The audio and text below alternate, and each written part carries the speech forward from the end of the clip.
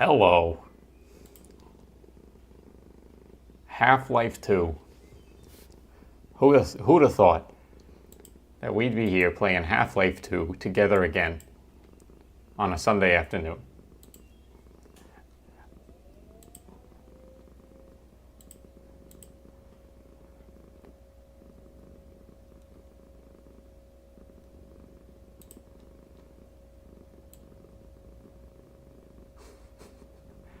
Hey, what's up? It's Elf. We don't usually see new people seconds into stream, but welcome.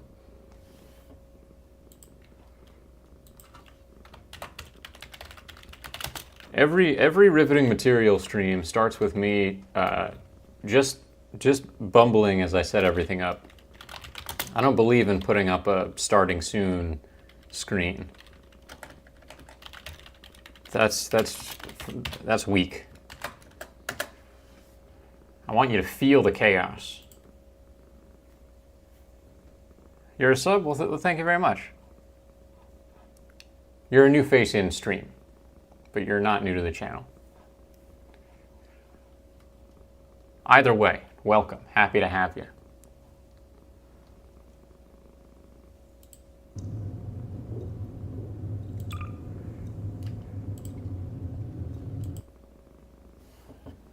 Not sure.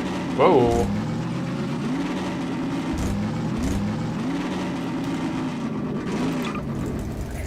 Okay, why don't we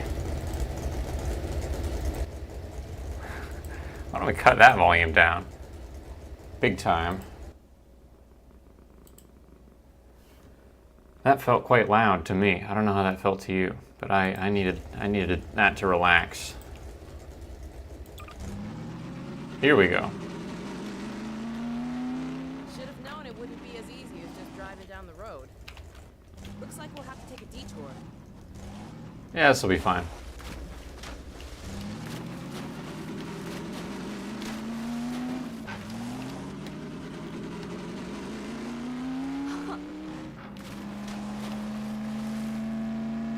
Here we go. Look at that. Radio tower. If it's working, we need to send a warning to White Forest. They've got no idea the Combine's heading their way. Good idea, Alex. Plus, there's nothing over here. This is a dead end.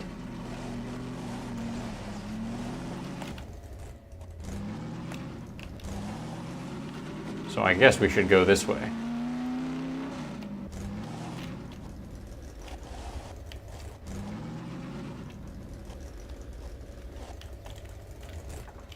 I'll wait here.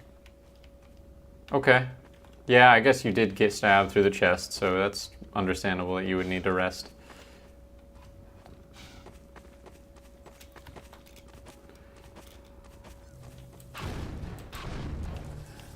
Aha.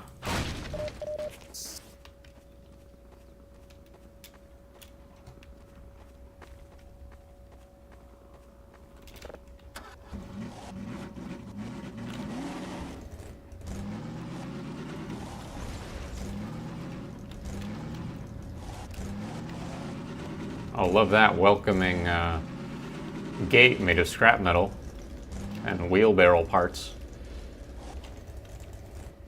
Nobody's home. Wonder how long it's been deserted. They must have a transmitter in one of these buildings. Do you not see the corpses?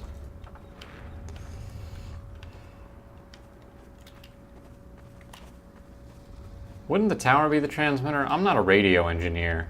I'm more of a anomalous materials kind of guy, but I think that's the transmitter.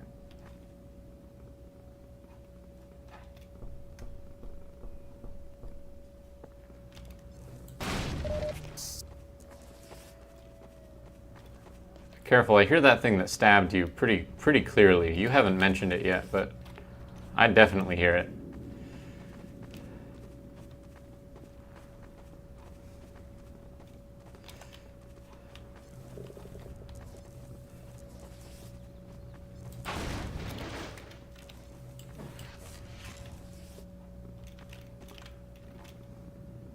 Looks like they got hot water in here. That's good. All the utilities seem squared away. Welcome back, scientist.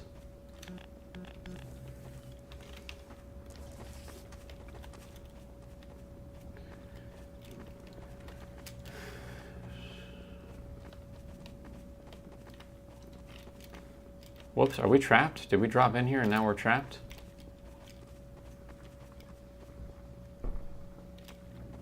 That seems a little destructible, though. I bet if I took one of these... Here, stand back, Alex. Oh, yeah. See, this is the kind of training that you get in the anomalous materials department. Oh, sorry. Almost bonked you on the head with a flammable barrel full of flammable stuff.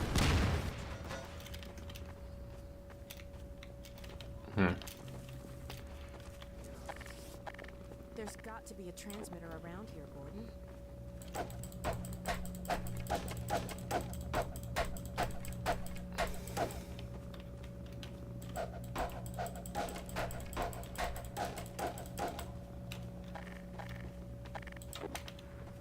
Hang on, Alex. I'm just using the grenades.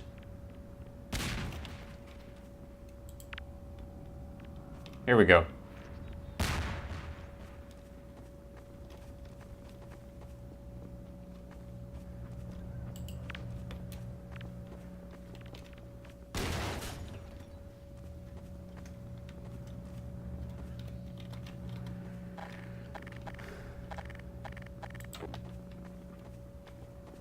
Come on, stay clear, girl.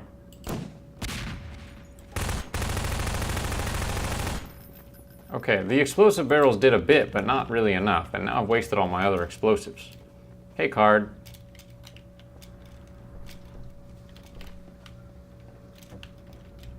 I'll keep a lookout while you poke around inside.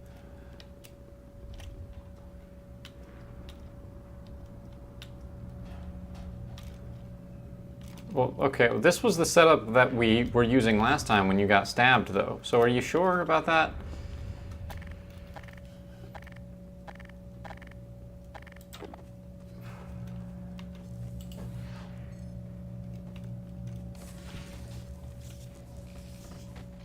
Oh, yikes. Okay, power's on up here. How am I? I'm good. Yeah, I'm feeling real good.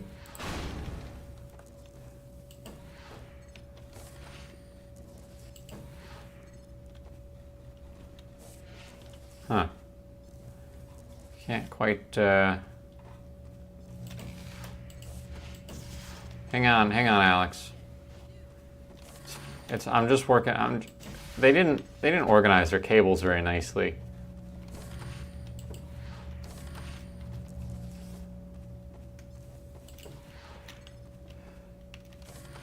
There we go. That's what the doctor ordered.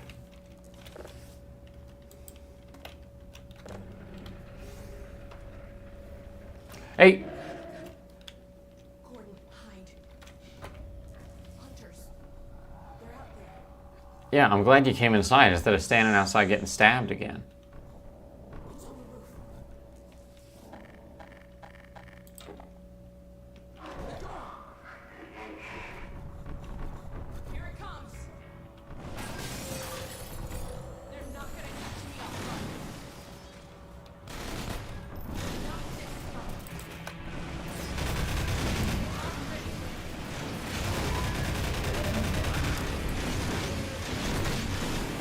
Wish I had saved those grenades.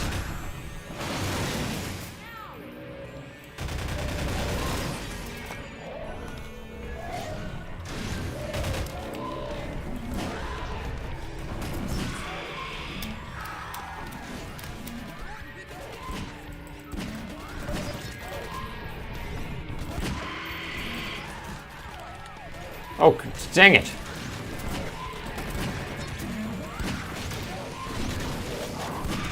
Whoa.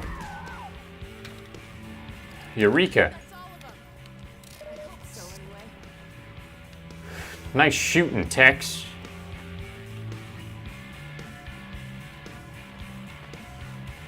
And hey, looky here. Look what they've unveiled for us. Oh, crap, more?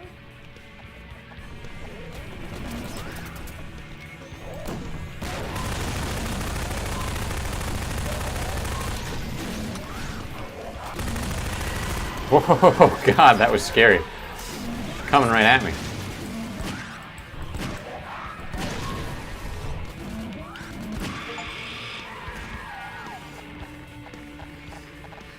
Wish I had that crossbow.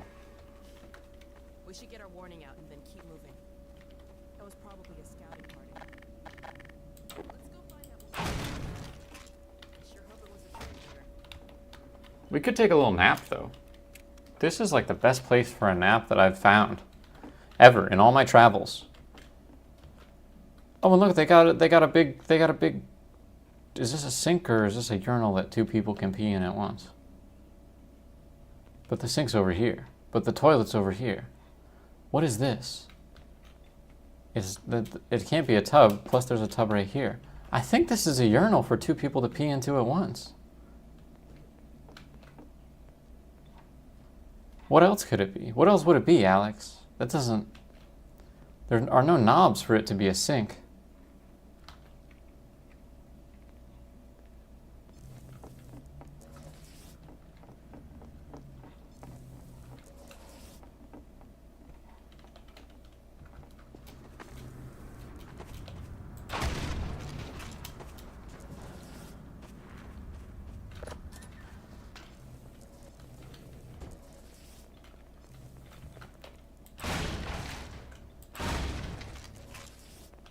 Oop.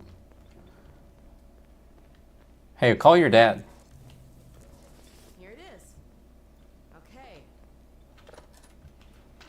Well, The signal's really weak. Well, let's give it a try. I could climb on Come in. top of the tower. White Forest, do you read? White Forest, do you read? This is White Forest. Oh, hello. This is Alex. Alex Vance? Where are you? I expected you hours ago. Well, we had a bit of a setback. Don't you understand the gravity of the situation? The survival of Earth depends on the data you Yes, I know. But the Combine, they're heading your way. What? What's that? What? You're heading our way? Well, I should hope so. No, not What? us. What was The that? Combine. You're have to breaking get up, ready. Alex. What? What? Crap. Whoa, hey, did you see that big weird thing? Got any of that. Let's get back on the road.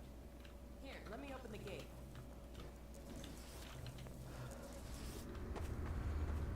Hang on, I'm gonna climb up there quick just to see what's what. Oh, never mind, ladder's broken. Dang, ladder's broken, Alex. Can't climb up there.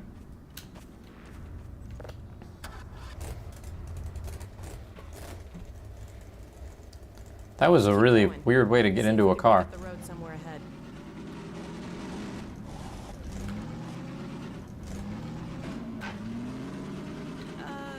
Isn't this the way back to the bridge? We should go back through the compound and see where the road goes. Jeez, bossy.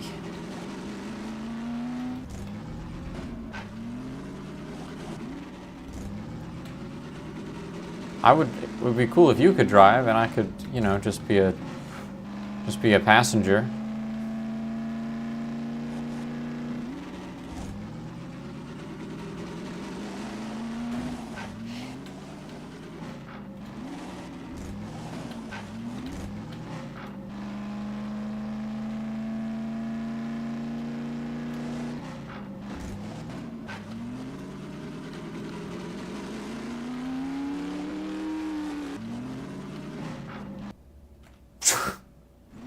Oh, Hey, I know that peak. You can see it from White Forest. We're heading the right way.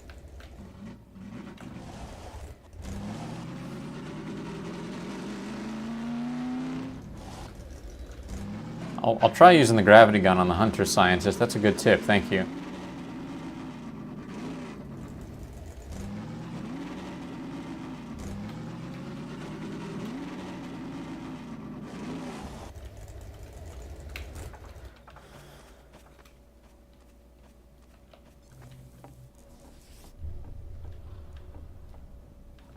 The hell was that? You felt that too? Look, pumpkins. I've never seen pumpkins before. There it is again. Durable pumpkins. Hey, what's up, S. Felton? Good to see you. Welcome. There's an advisor around here someplace. Is that what that is? Oh, hey, guy, you still... Nope. Nope, no one's still kicking over here, Alex. First to find this place.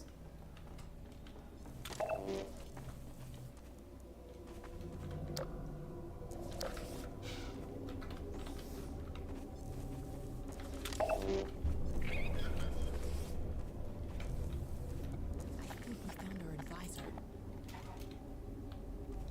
Oh, in there? The board said we should kill them before they hatch. Life support. What do you say, Gordon? Shall we pull the plug? Oh, big time. Yeah. Sorry about this. Maybe I can get this open. There we go. Don't goof, Alex. Over to you, Gordon.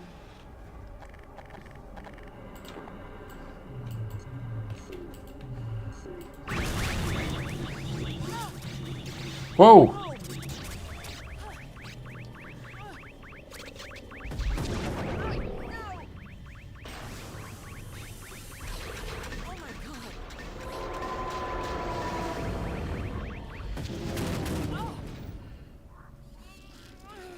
Hang on, I can, if I focus really hard, I can draw a weapon, I think. Ooh. Oh no, don't do anything to that guy. That's our good friend, and he's a real asset to us. It's reverse psychology, Alex. Oh no, that guy who was a really good friend to us and an asset to the Resistance. That's terrible that you did that to him. There are some other guys that are laying down, taking a little nap, that are an asset to the Resistance as well, too, that you should maybe go after first.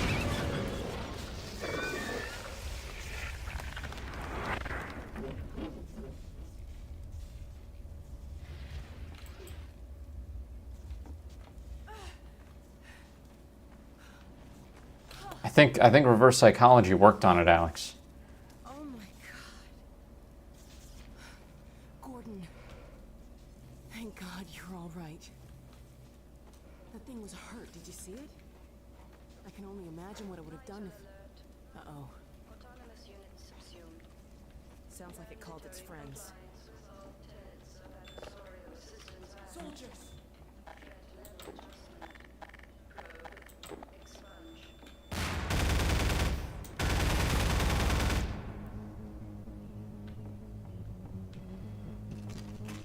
Crossbow time, hell yeah.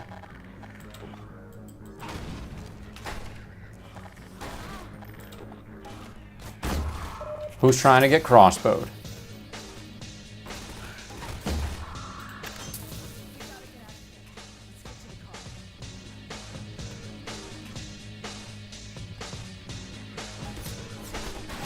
Whoop.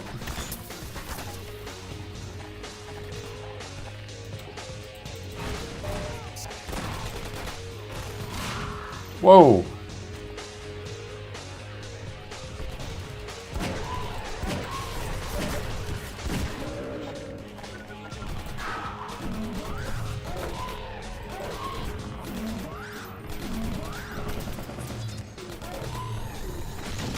Ow.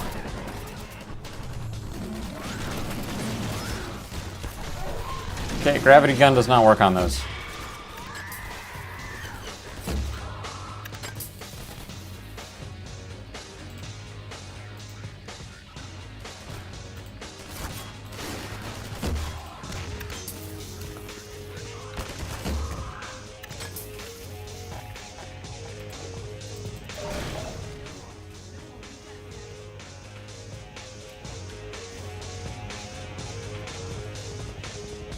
All right, helicopter. Uh-oh.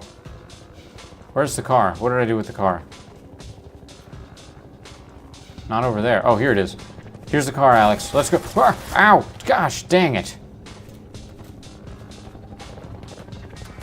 Get in. Let's get out of here.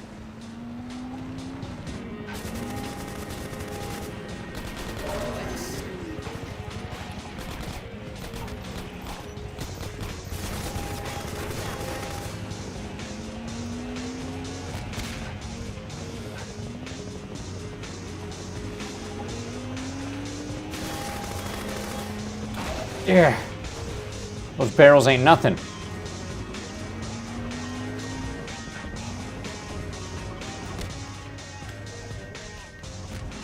Ow.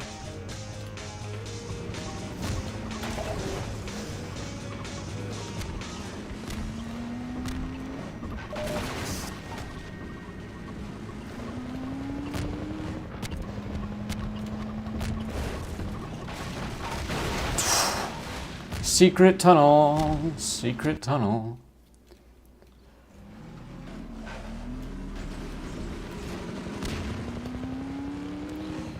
Get ready, Alex. Okay, that was kind of weird with that jump, but it's fine.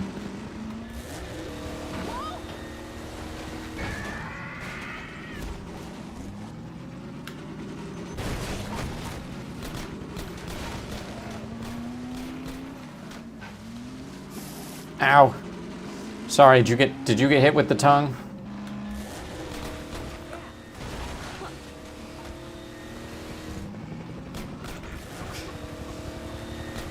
Splat. Ow. That bomb got us right in the noggin. Thank goodness they don't put a lot of explosives in them.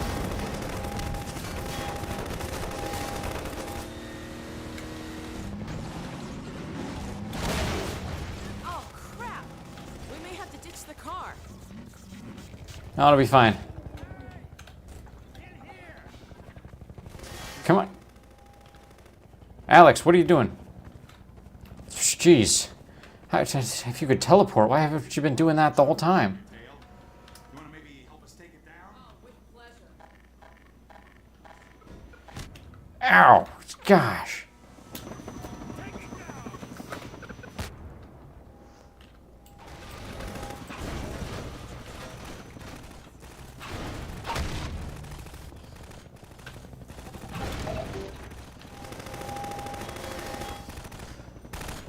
Gordon!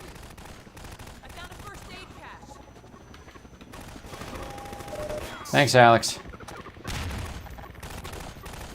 Hey, helicopter, let's see how you like crossbow. Okay, I think you like crossbow fine.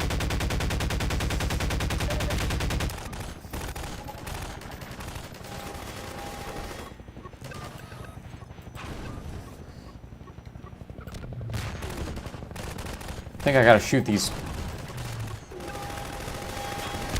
Oh yeah. How do you like them apples?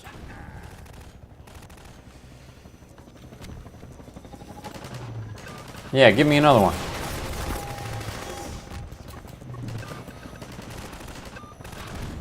Boom! How do you like that?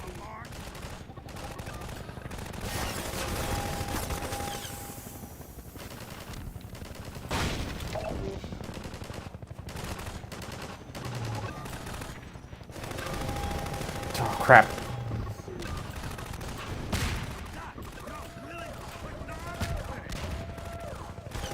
Oh yeah, it's in crisis mode. It's in fight or flight now, boys.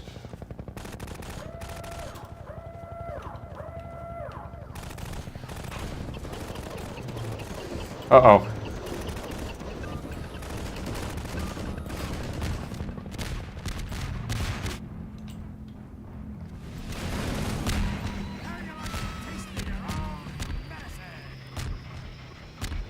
Drink your juice, Jimmy.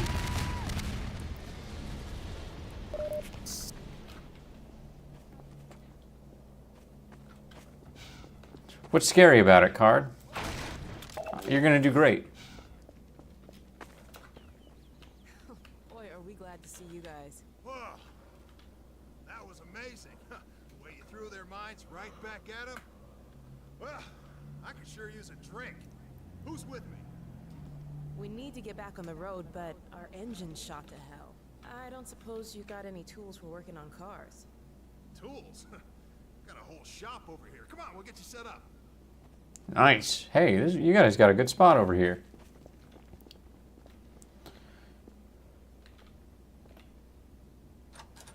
Wow. Look at you opening that door. Here, let me get this one for you. Oh, it's locked. I'm sorry. You got the key?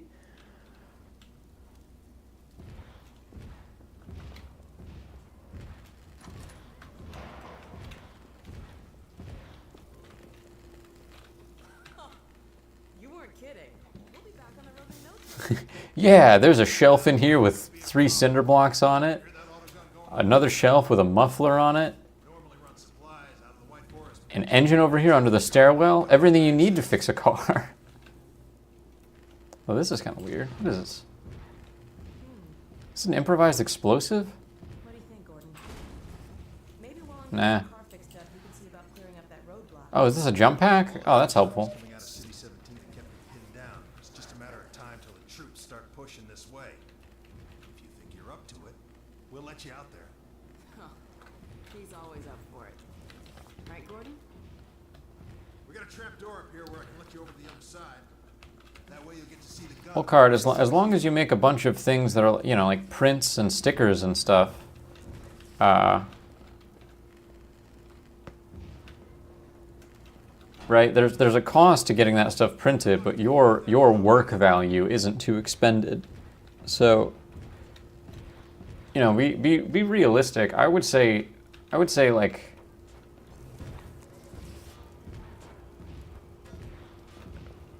assume, like, set a number for how many things you think you're realistically going to sell, right? Oh, where's my VTuber? Thank you. I don't know what's gone wrong here. There we go. There's my VTuber card.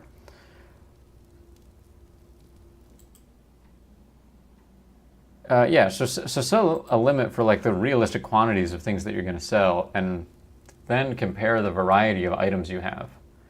And it could be that you just make like, right, if you're doing prints and stickers and stuff, it could be that you make at least 3 of every design, right? And then the ones that you think will sell well, like make 10, right? Like your best 2, or the 2 that everyone says they like, just make 10 of those.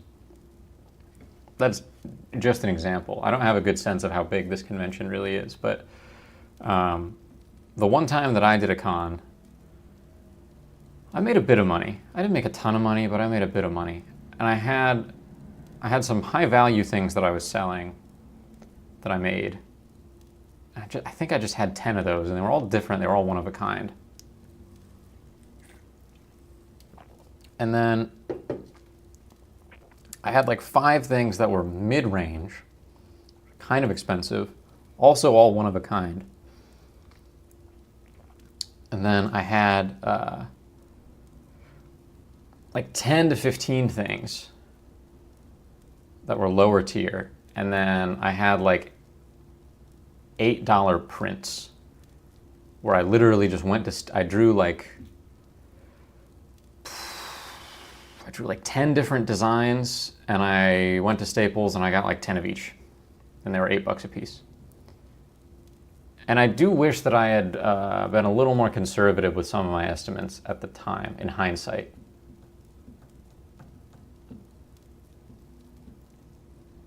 I didn't sell everything, but I still sold enough that I made a profit. So, like, think about, I would work backwards and think about what you are realistically going to sell and how much money you are realistically going to make. And then budget under the assumption that, like only spend a third of that or half of that on prints and art materials and anything that you need to get your booth set up.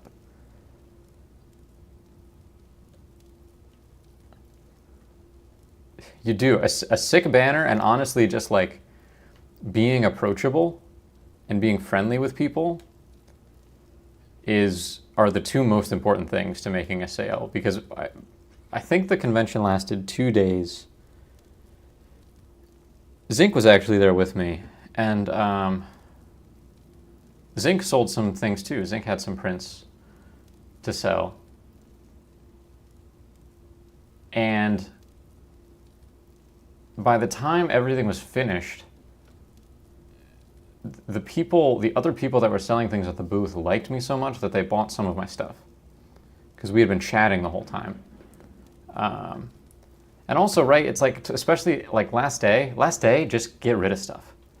Seriously, right? Because at that point, unless you know you're going to have a way to sell it again, like the second half of the con, because you said it's only 1 day. So for the second half of the con, like, knock all your prices way down. Seems a little shitty. Don't do it for stuff that people have already bought, but things that people are not buying, knock the prices way down. Because what's the harm, right? It's like if the stickers are 50 cents when they were $3 earlier, but you just want to get rid of them, and it's better to sell them at 50 cents than for $3, even if it's not what you'd spent printing them. Just stuff like that. Like, you gotta like think about it from a lot of angles. Because one mistake that I made when I set up my con is I didn't do that. I just set a budget, and the budget was pretty arbitrary. And while I did end up making more money than I spent, I could have, I think, made more if I had stuck to my budget and thought about it through the lens of, like, what am I actually going to sell? Yeah. I don't know. I don't know if that helps, but you're going to do great. Your art is awesome. You're very friendly and approachable. And people like your stuff.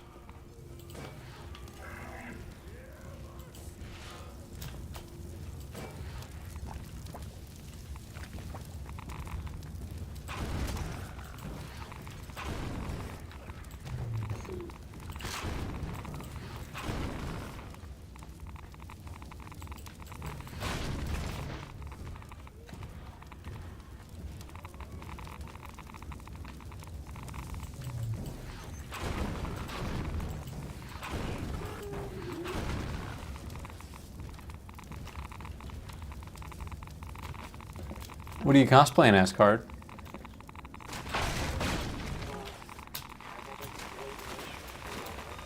Vital signs are dropping.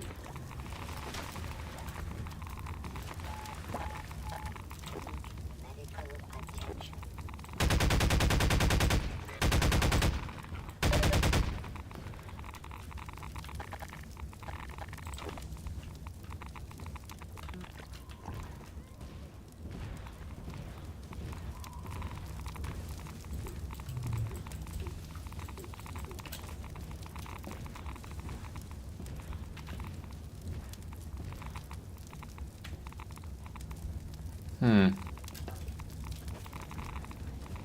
Oh, hello.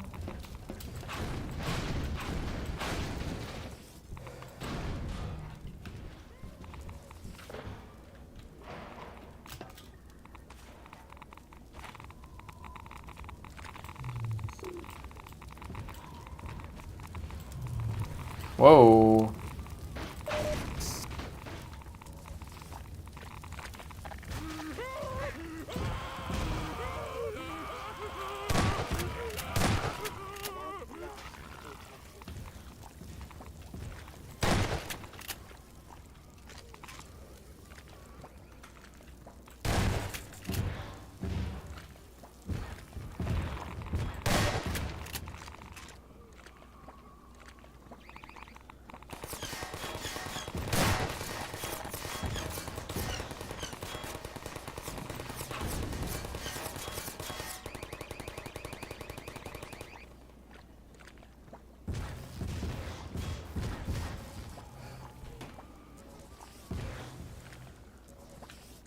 Oh, nice.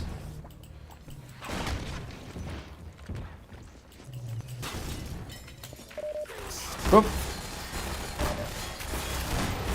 Oh, damn it. I was really not expecting there to be Combine soldiers in there.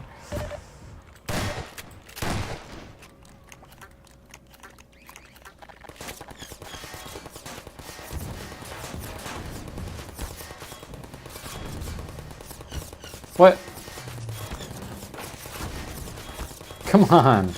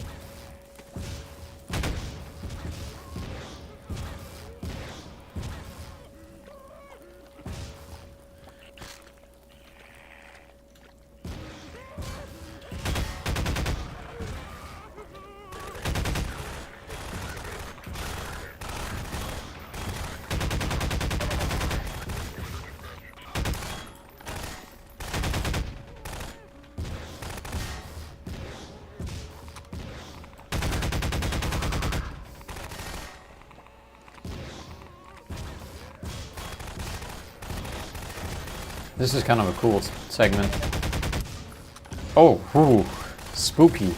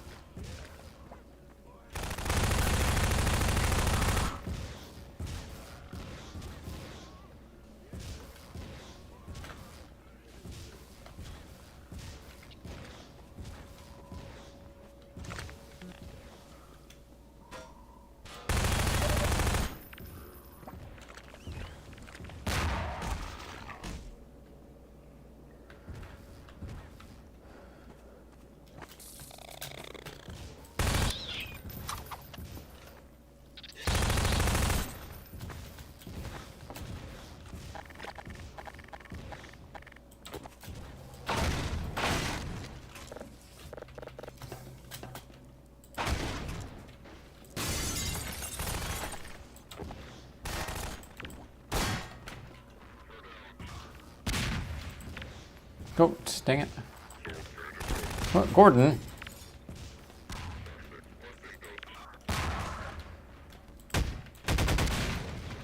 Hang on.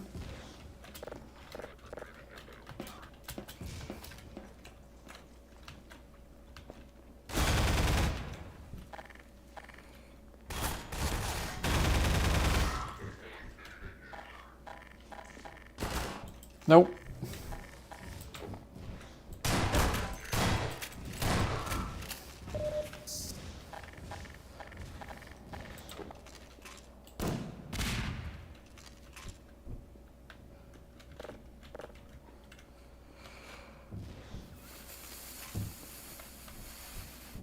Ba-ba.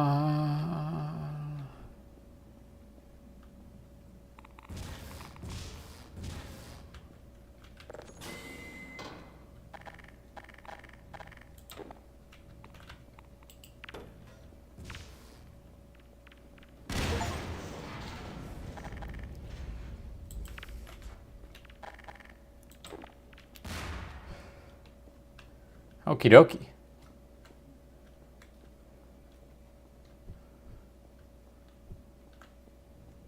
What now? Oh, hello. A way out.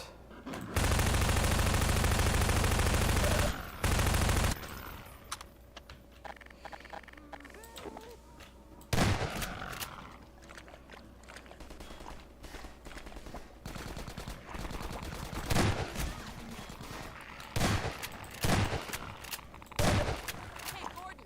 Yeah. It's ready. Ooh. We'll get going. Hell yeah. Thanks for clearing out the yard, Freeman. Heck of a job.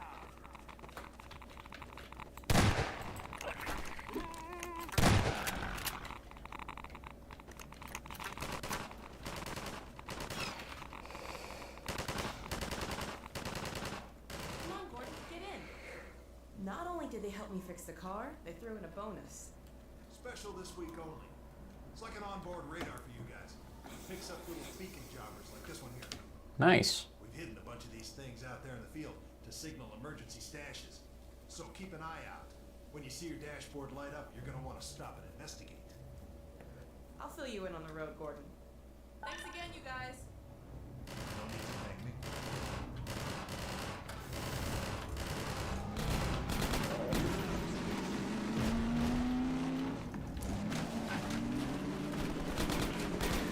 Blow. We're picking up something on the radar. Stop the car, Gordon. According to the radar.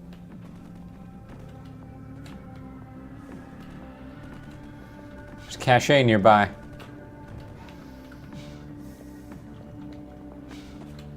Oh, hello. Check it out, Miss Vance. Damn.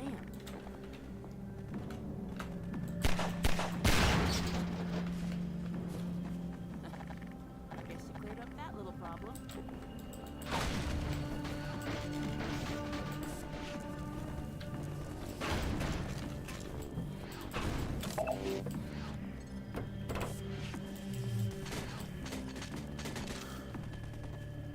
Bonk.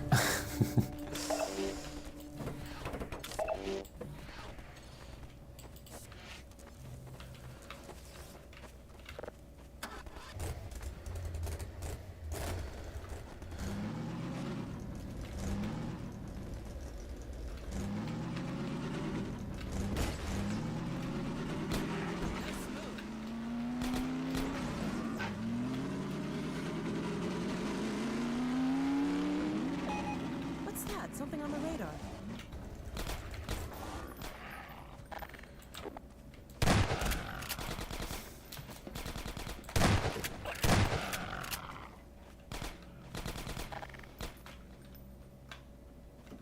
I'll keep watch out here if you want to look inside for the cache.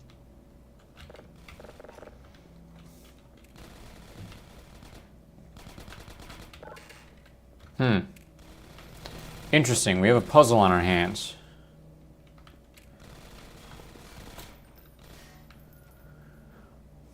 Whoa. How'd that guy get stuck up there?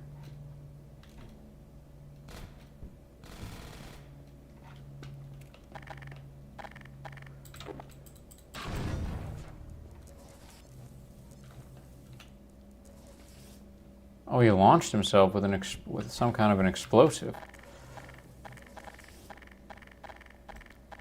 Something like a grenade, perhaps? Whoops. Or right idea. Oh, come on. Will it work? Nope.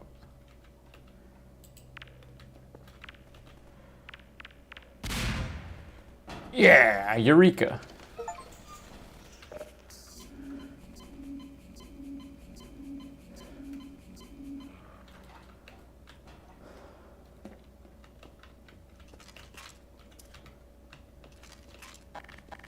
Important question. What is it, card? I'm locating lambdas over here. Rocket launcher. That'll come in handy. What's my opinion on manatees? I think it's really rude that they keep making people think that there are mermaids.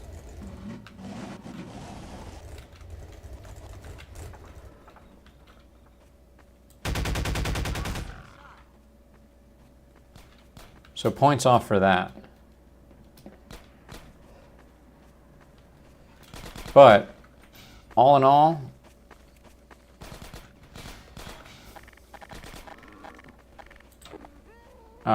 pretty cool animals. We're getting a signal, but I don't see anything. What do you think, Gordon?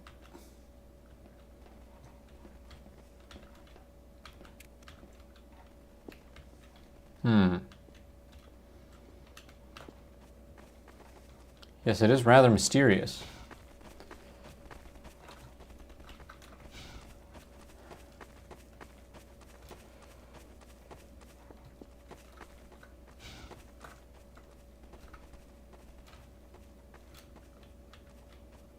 Flare right there.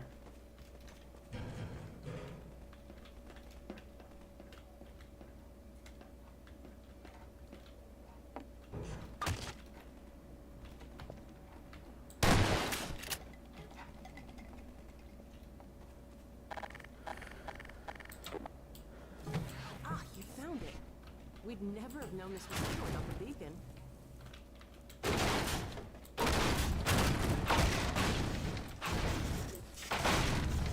Uh-oh. I think the zombies want their stuff back.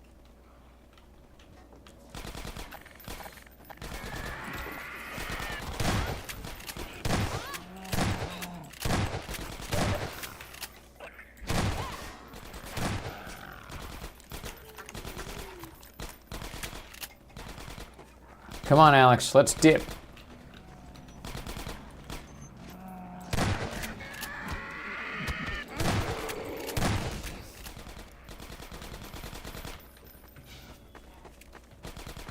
Come on, get in the car, girl.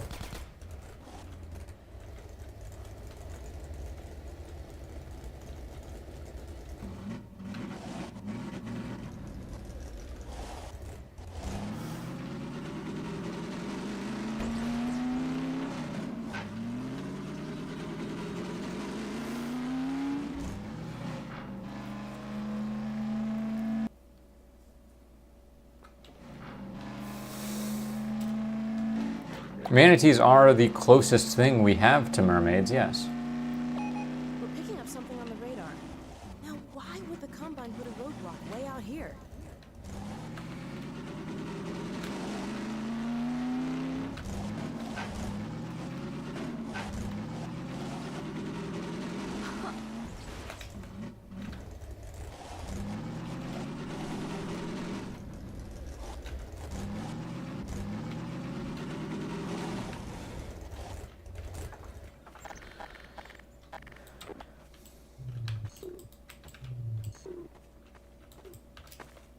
This is a really suspicious assortment of rocks. What's the radar say?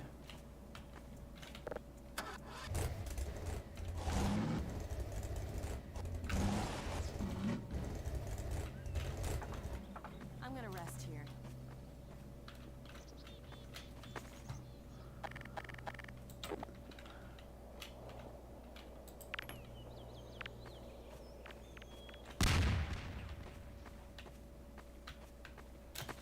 No, really? Huh.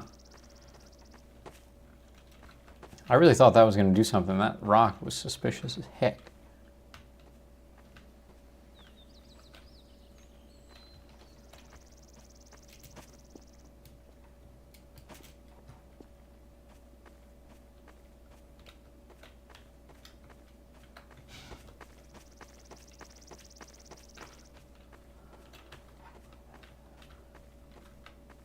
Have I ever squished a manatee? No. They're kind of big for me, a human man, to squish.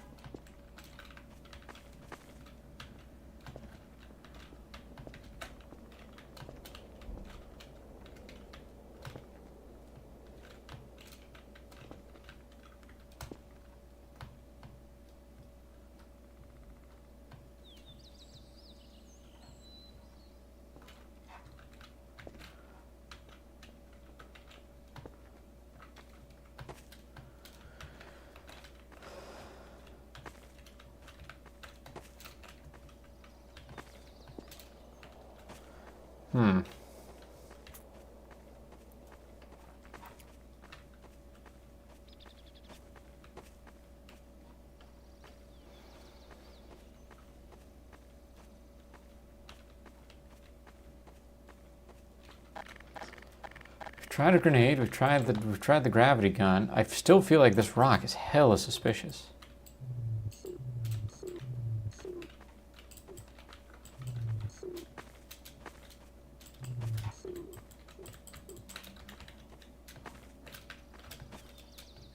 Maybe if we run into it?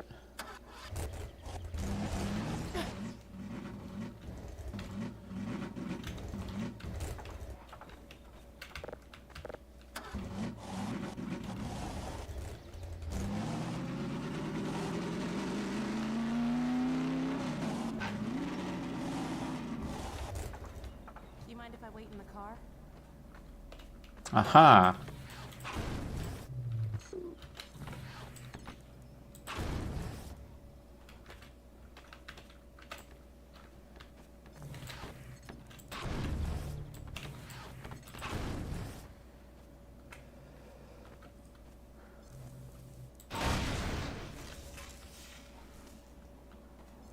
Boy, this guy was really ride or die for the cause, eh? Didn't finish his milk, though. I got a whole gallon of milk there, just left to spoil.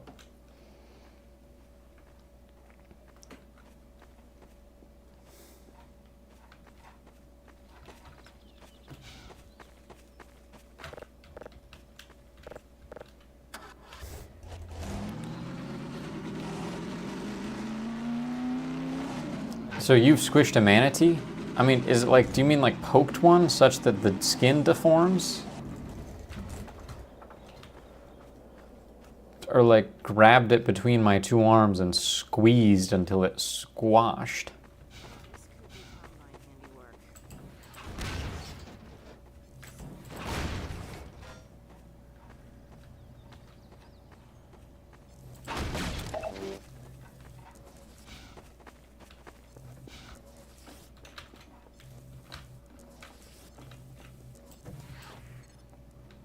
Here, you want this?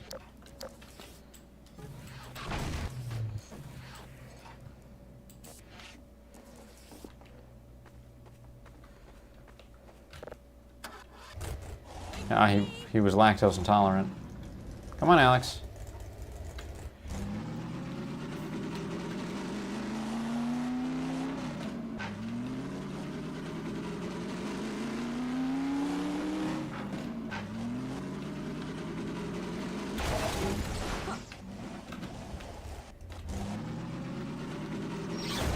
Ow! It's a trap! Bastards.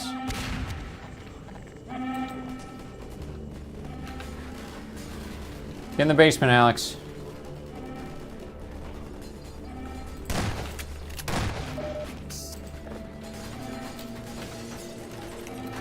We're surrounded.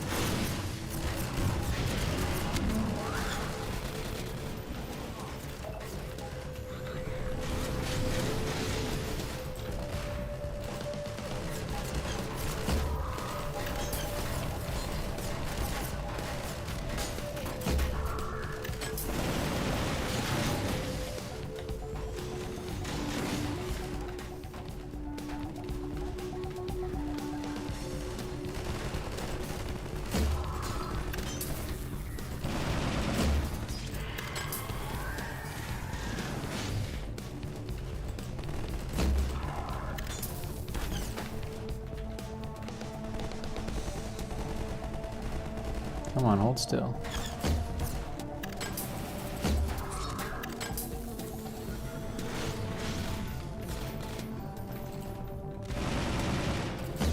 Nice shot.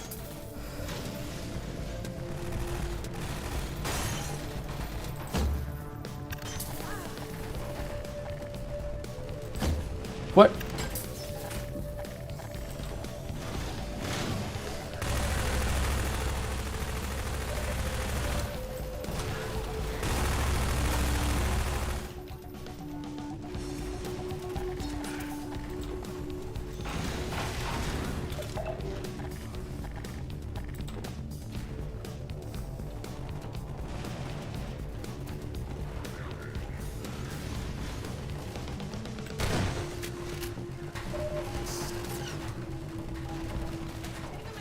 Let's go back upstairs.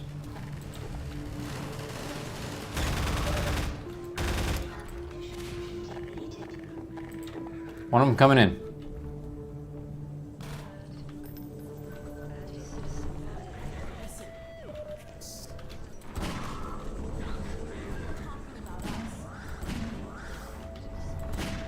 They're still after the data packet.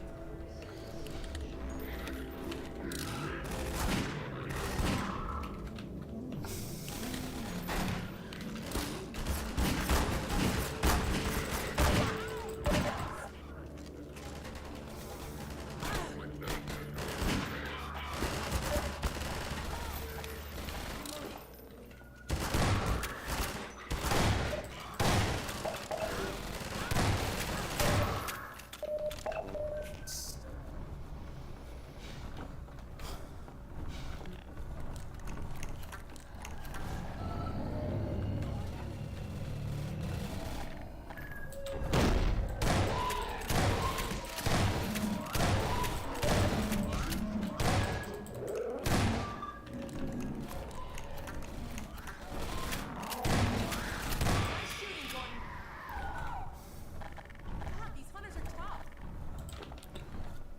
Downstairs, into the basement.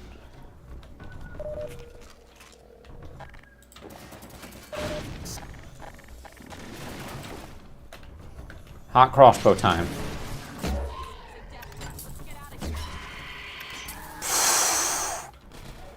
This is the whip. This is the thing to use against those guys.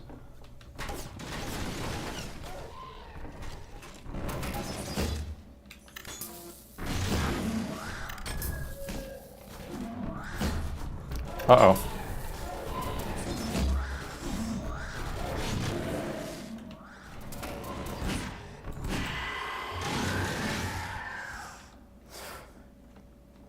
Three at a time.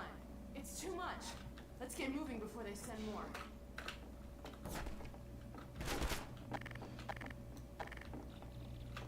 I gotta reload.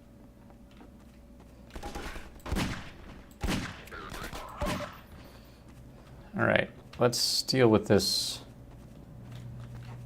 power issue that we've got on our hands here.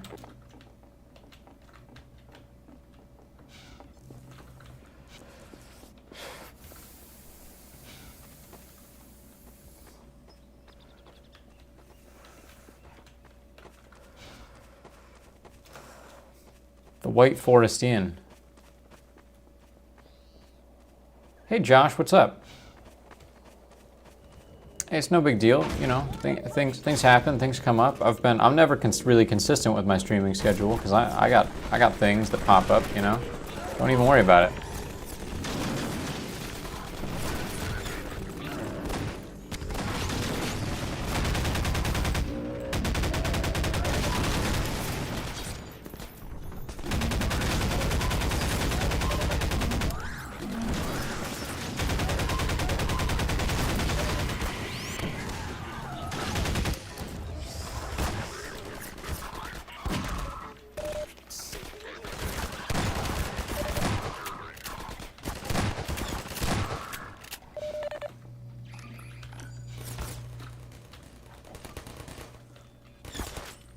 Take that turret down, Gordon. Easier said than done, Alex.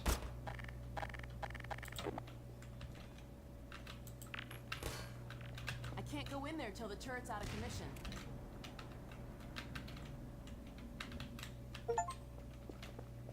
There's the power source for the shields. Huh. I haven't skimped on security either. Let me see if I can disable the shields and get you closer to the reactor. Okay, it looks like I can open them from here, but I won't be able to come in with you.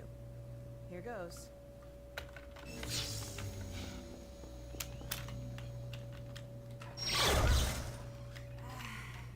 Sorry, Gordon. This thing's fried. Help you in there. Why don't I stand watch outside while you disable the power cell? We've had enough surprises for one day.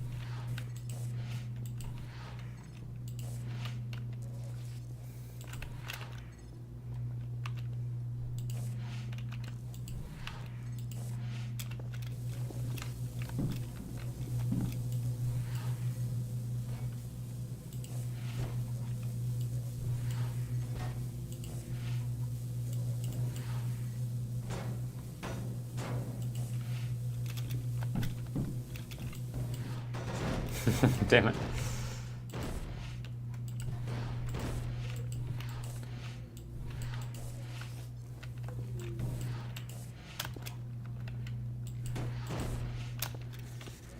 Okay, I guess make a flight of stairs here.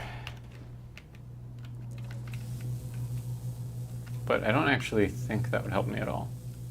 Oh no, it would. There's a little vent. There's a little vent in there. Okay.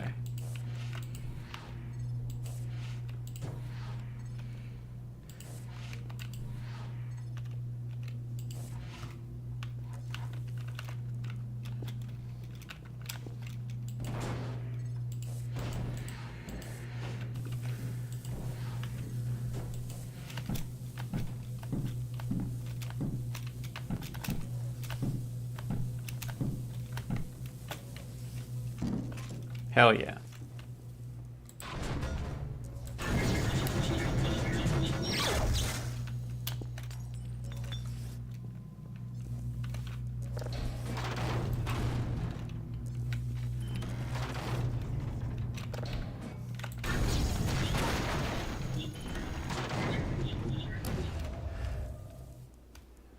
Yeah, this is my first time playing episodes 1 and 2. Done it. Let's go see if the force field's down. Back in the day, I did beat Half-Life 2 once. But, We need to find you a med kit. I just kind of lost track of things and I never got to the episodes. But now I'm having a great time with them.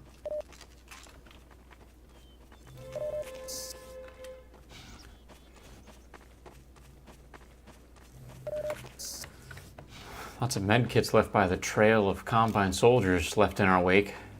That's nice.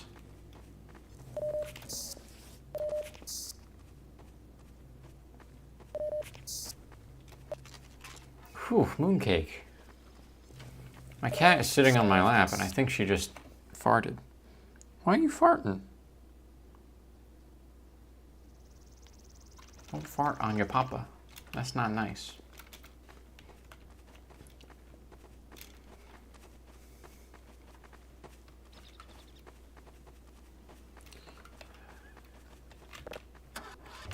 Wait up!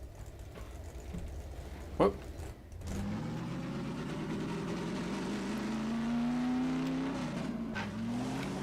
Oh, hello.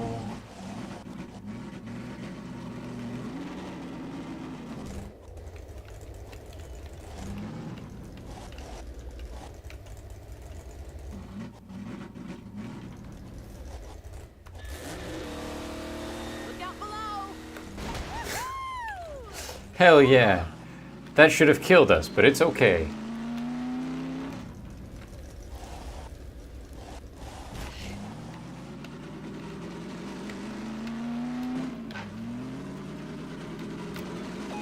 What's that? Something on the radar. Nice.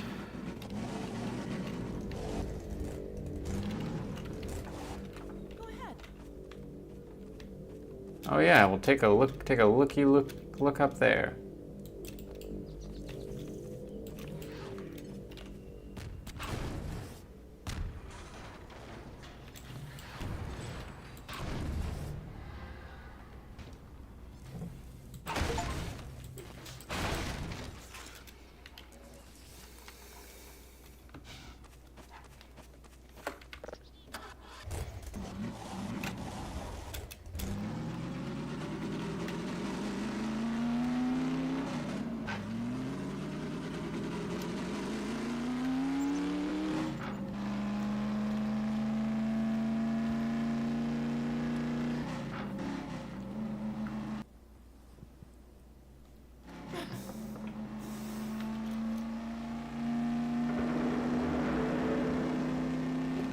That doesn't sound good.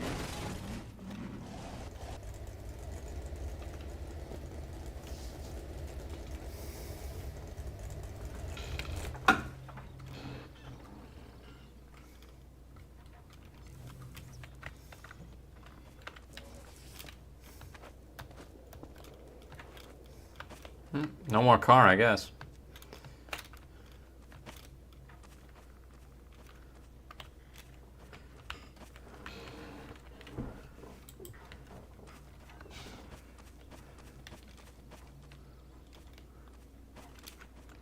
Or maybe yes, more car? Alex isn't getting out. Oh, I guess there's that way.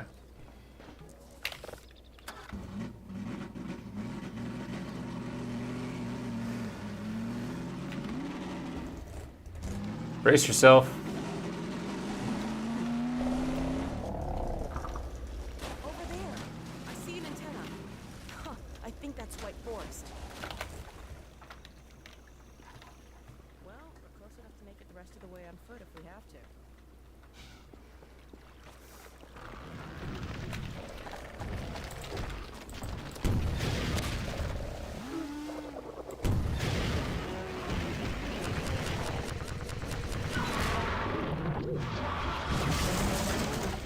Dog?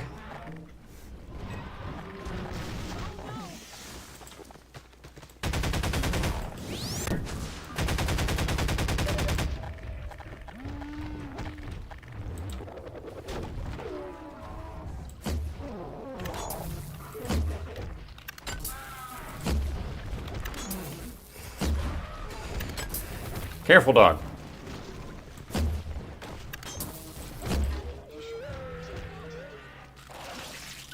Nice job, boy. Yeah, I remember you, Josh.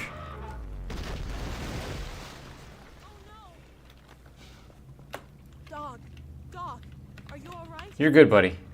You're good. Shut up, dog. Please. You're all right. Spooking me, man. Spooking us, dog. You had me worried there. Everything working all right? You all right down there? We're fine. Dog okay? Better now. We've been waiting for you. Just follow the stream, then head up the other side. White Fort is right there. You can't miss it. All right. Thanks.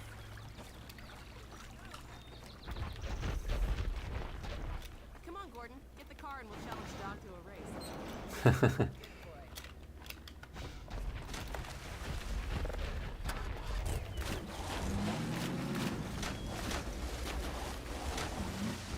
Get in, Alex. Looks like we need your help again. Would you mind?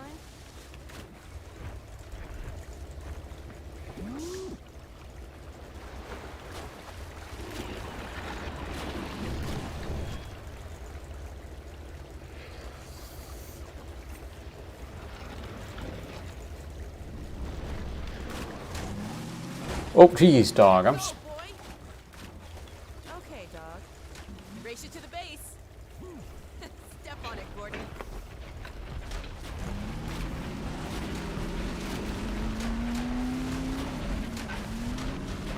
Well, it was very merciful of your friend to give you a break from that. Oh, okay. So when the guy said follow the river, he was lying.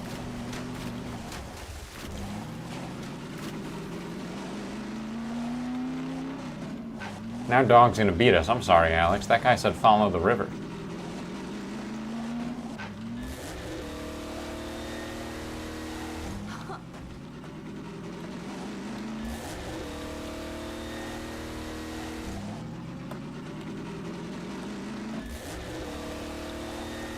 This is it. We made it.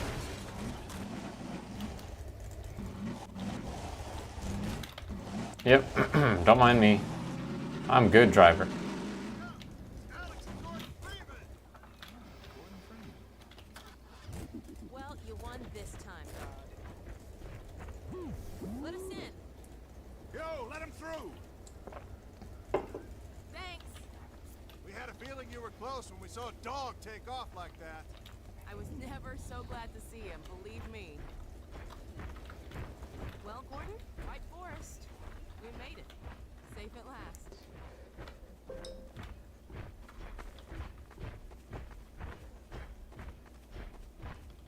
Hello, Dr. Freeman. Hell, Gordon Freeman. About time,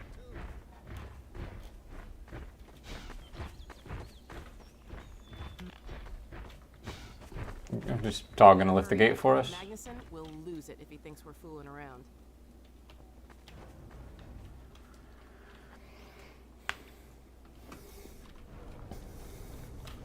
Alex, Dr. Freeman, you made it. Hey! Boy, are we glad to be here. Yeah, we heard you ran into a little trouble out there. Oh yeah. Allies been trying to hit in the front door. I think they learned their lesson. You mind if we keep dog patrolling out here? Not at all. You heard him, dog. I'm gonna go see Dad. I'll catch up to you later. Take care of yourself. I don't think Eli knows you're here yet. He's in Silo 1 access unit, right through here. Shall we? I don't feel anything anymore.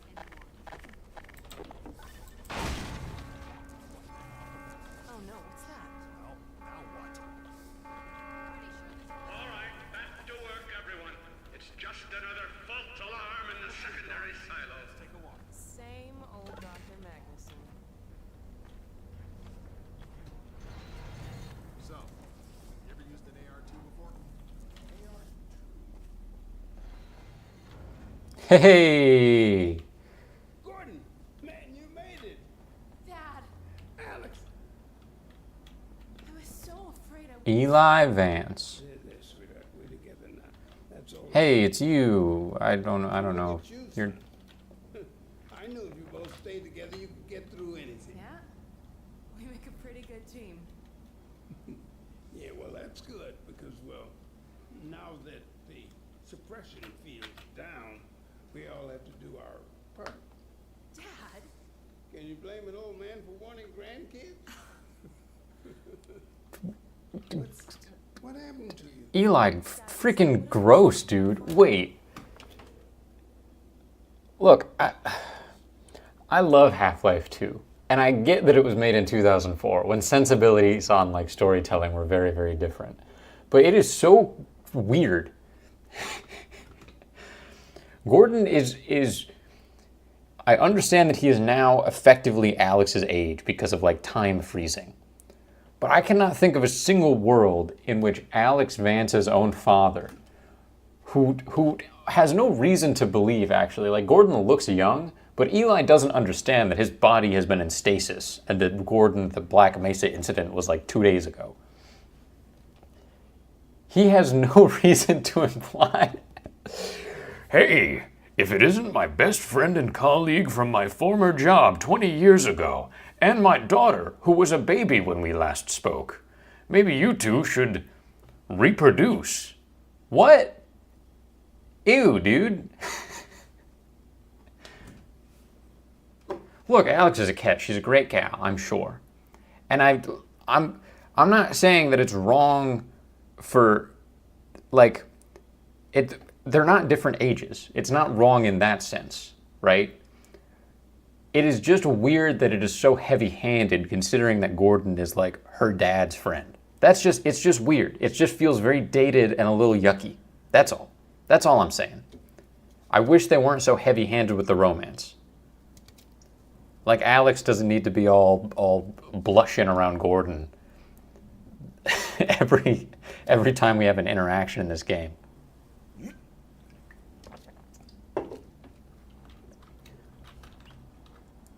Are you sure? Shouldn't we have that looked at? Really? I'm fine. Where's Dr. Kleiner? We should get this data to him right away. Okay. Yes, we should. He'll be My mind didn't go to Tap and Gap. I'm just saying. the way he and Magnuson have been going at it. I know Gordon's a gentleman, but there's no world in which Eli would suggest that. I just feel like it's such a weird thing for him, as Gordon's friend and Alex's father, it's a weird thing to imply. We're keeping an eye on it. And what about the Combine? Will we be able to launch before they attack? It's gonna be close. All it would take is one Strider to destroy our rocket. But we're ready for it. I'm sorry we couldn't get here any sooner, Dad. Don't worry, sweetheart. We're gonna make it. I'm just so glad to have you back. I'm glad to be back.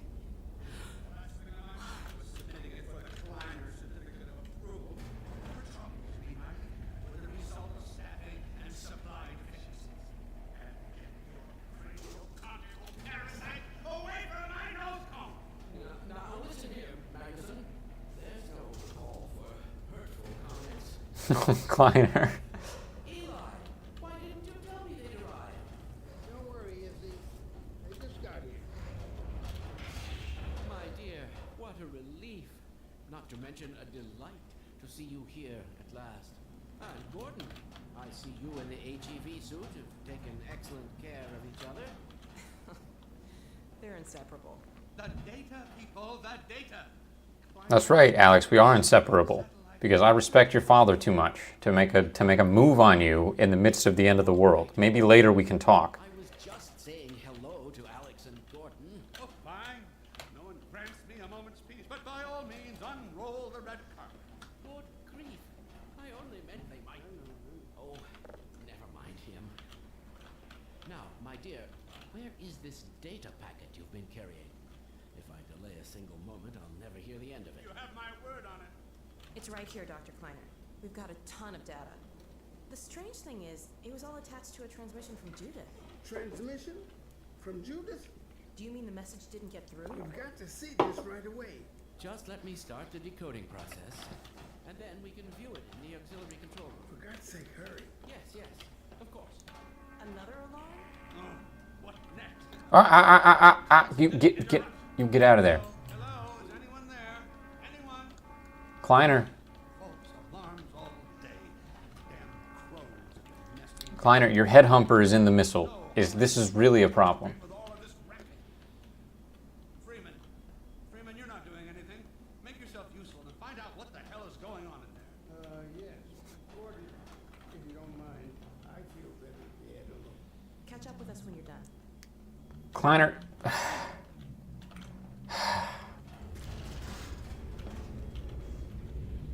The blast doors will have sealed due to the alert, so you'll have to go through the bottom of the launch tube. I'll open this hatch to let you down. Now, once you're down there, I'll have Uriah let you into the secondary silo.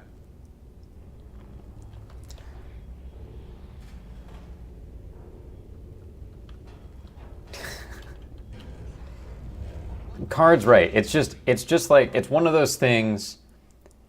It's just like when in an anime they've got a character that's like, oh, she's 500 years old, but she's in the body of a 12-year-old girl. It's that same kind of like, why have we done mental gymnastics about this? Why have we done narrative gymnastics about like what is, no, like just get your head out of the gutter. No. That's the way in which the romance in Half-Life 2 is weird.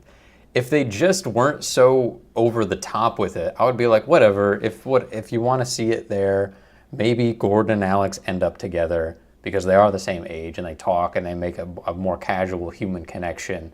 That's fine. I just wish that it wasn't so immediately like they literally show you a picture of Alex as a child.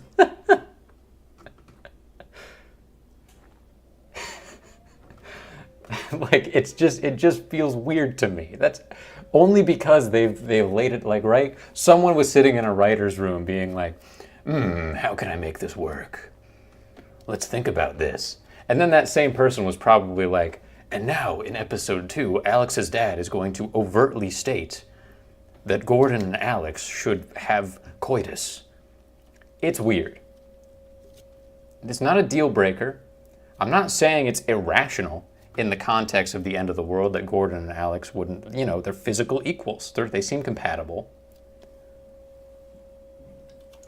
They can fall in love and have babies, but I'm just saying I need to see a scene of them sitting down having dinner first, making an earnest connection. Not Alex getting swooned by her dad's coworker shooting zombies with a shotgun. It's just a very 2004 like romance.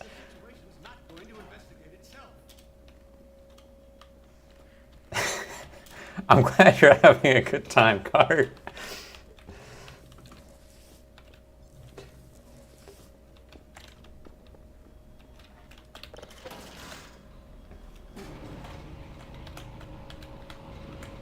Attention personnel, this is Dr. Magnuson.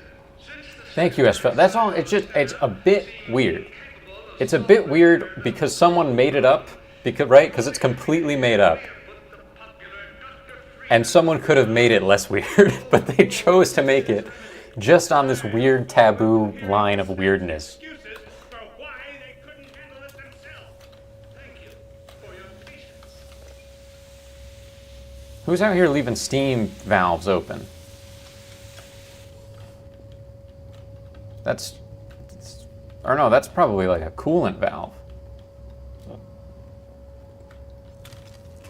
Oh, hello. Very nice. Very nice. Further unauthorized use of the emergency override will be dealt with summarily.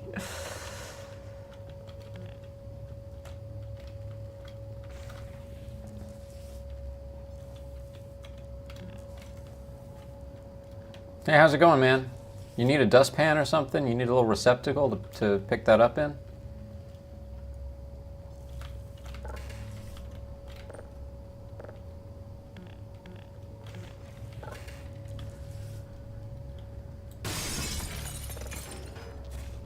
LOL. Sorry, pal. I'm sorry.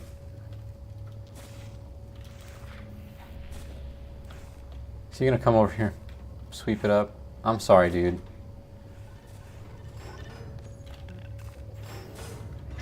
Freeman, medicine has instructed me to admit you into the secondary silo. The secondary silo can be reached through here. Silo time.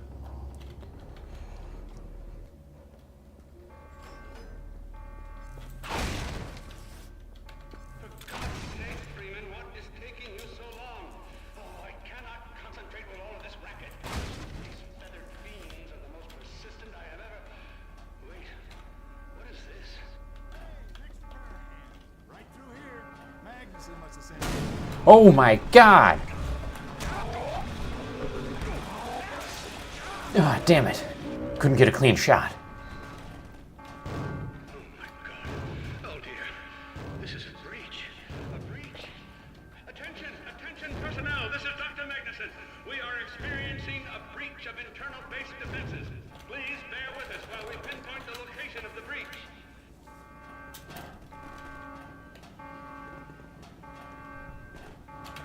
Come on, come on.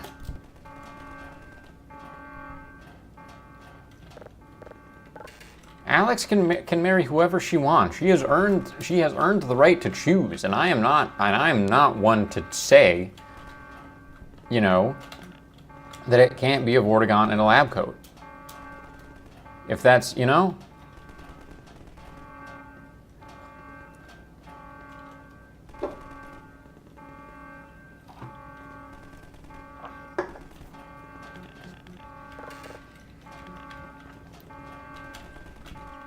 I see.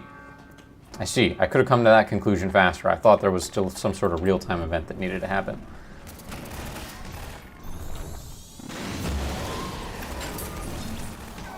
No! Ah, damn it.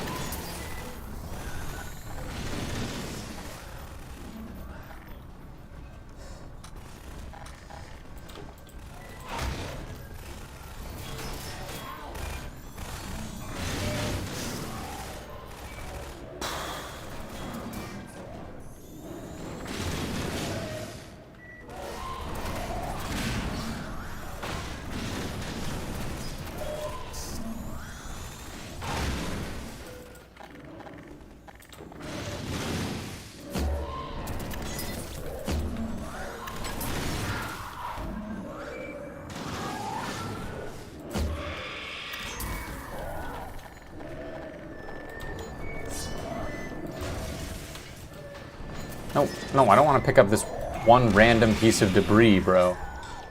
Obviously not.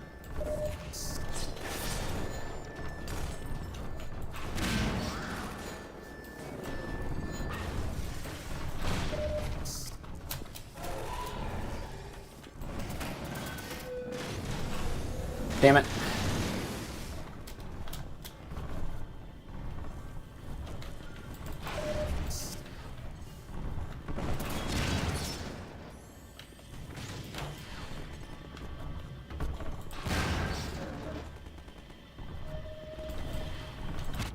Ow.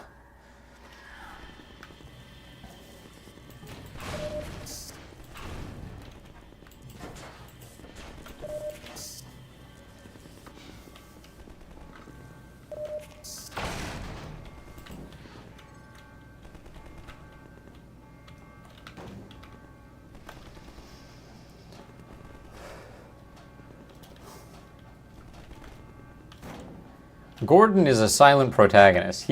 Whatever love he has for anything is completely between the lines. It is firmly between the lines.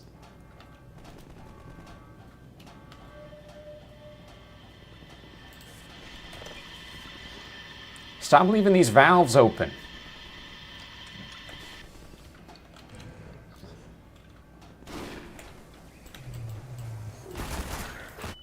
Ow. That was foolish.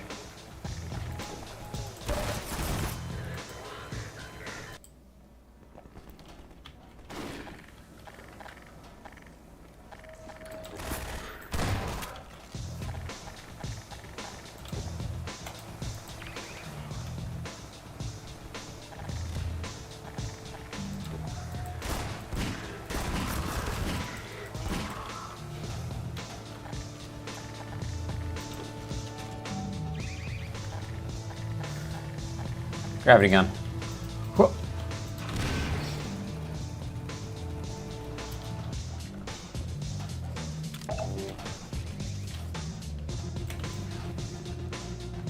Take this.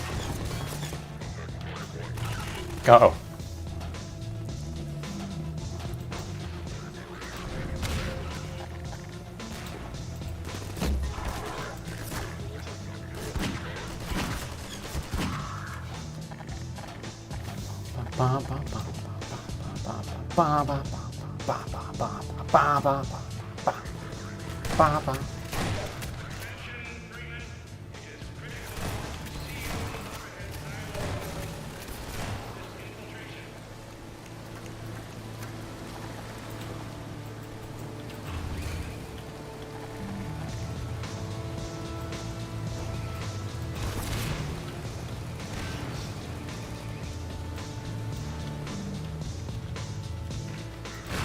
Oh, damn it.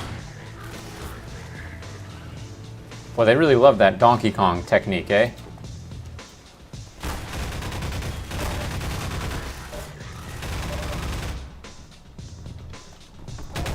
Uh-oh. What does a stroke feel like since I've had several? Feels like a real goof. Silo doors and stop this infiltration.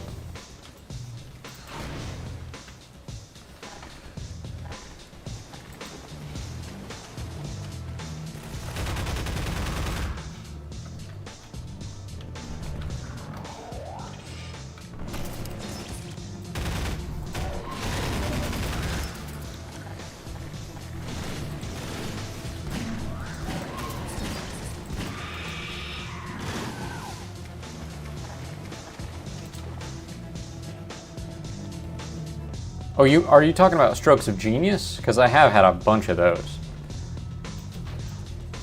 Yeah, no, that feels like I'm the coolest guy in the world, because I am.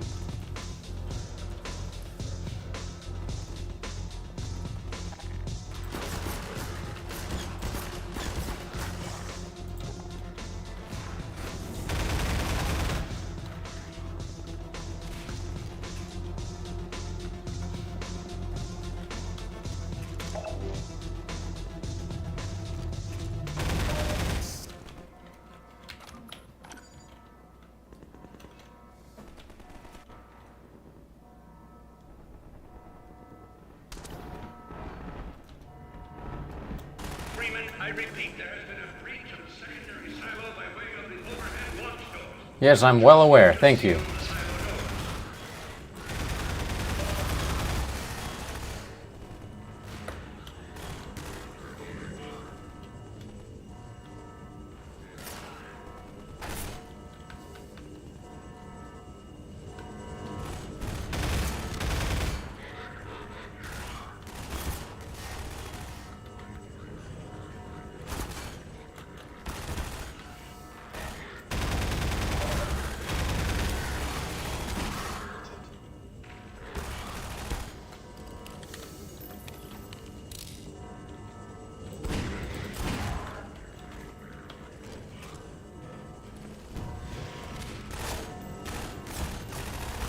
Ah.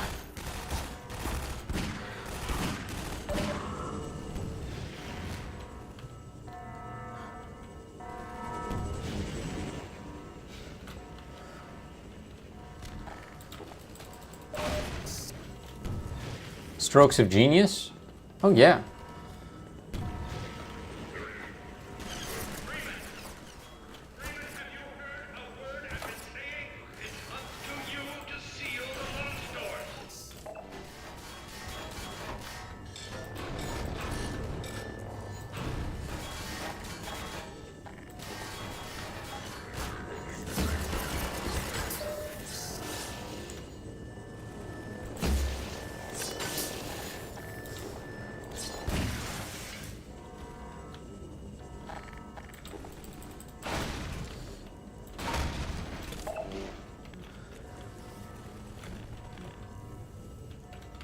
So all these buttons in this room, none of them seal the damn door.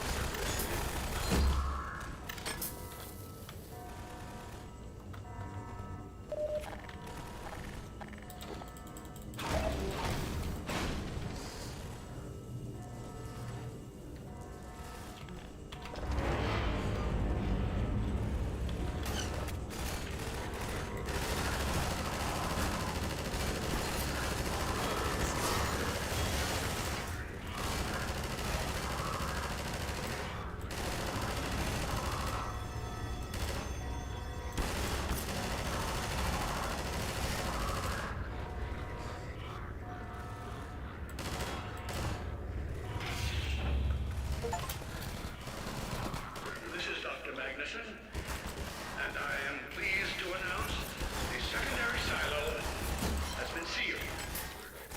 Well, back to work. Did you get him? Yep, he fell down. Ah.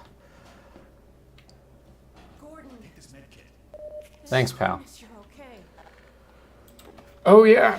I just had to do a little bit of leg work. No big deal. It only killed like 10, 15, 20, 30, 40 guys. Incredibly true. I better let my dad know you're all right.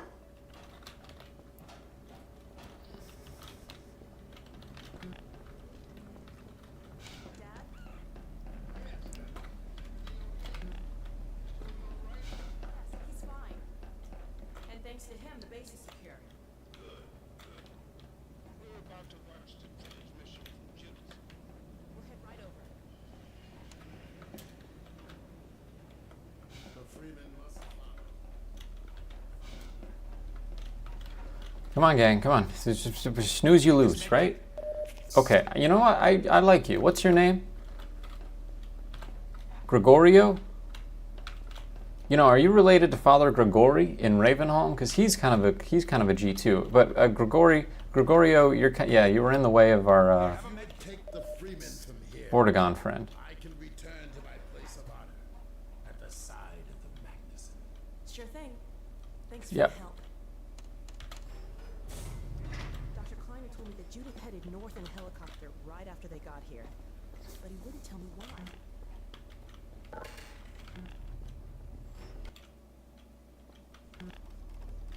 I'm fairly sure I pinned down the location of the project.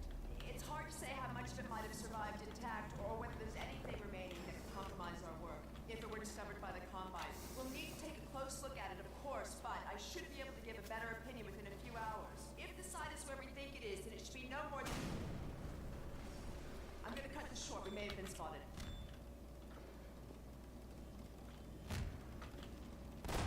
Never have let her go. There was no stopping her, Eli. Wait a moment. There's something else. Ooh, amber phosphors on these CRTs. Good taste, Dr. Kleiner. The Borealis. Good. Incredible. Aperture! Portal, you guys! Oh yes, quite real, despite its almost legendary stature. Our peers at Aperture Science were at work on a project of some promise, but in their rush to beat Black Mesa for funding, they must have compromised ordinary standards of risk. We heard their research vessel had simply disappeared. Portal gun on there? With all hands, and even part of the dry dock. Few believed the Borealis would ever be seen again. It should have been lost forever. Ah, but now that we've found it, we can use it against the Combine. Did you? Use it. That thing has to be destroyed. But think of the advantage for humanity. We can't simply waste all that Has potential. Black Mesa taught you anything? There's no controlling that kind of power. Well, yes. There's always a risk, Eli. But my goodness, we have coordinates, blueprints, hailing frequencies. Quite ingenious of Dr. Mossman to hide it all in the carrier wave. Well, that means she's still alive up there. But if the Combine catches her, he'll tear out everything she knows. There'll be nothing left of her. But we don't know for sure I won't that... take that chance. I'm going out. Dad! Now, Eli, the only thing worse than Judith Hey, it's me. would be if they should get a hold of you. She may know the particulars of the Borealis, but you know everything about the Resistance. Listen to Dr. Kleiner, Dad. Gordon and I are more than able to handle this. We'll get her back. Kleiner, where are you? Why isn't the decoding finished? Oh, fine. The code. Yes, Magnuson. It just needs a little bit longer. You're waiting for the Combines. Go ahead. They'll soon be here to give it to you in person. I'll hurry along, Magnuson. I'll be back as soon as I finish. Dad, are you okay? No, I can't let it happen again.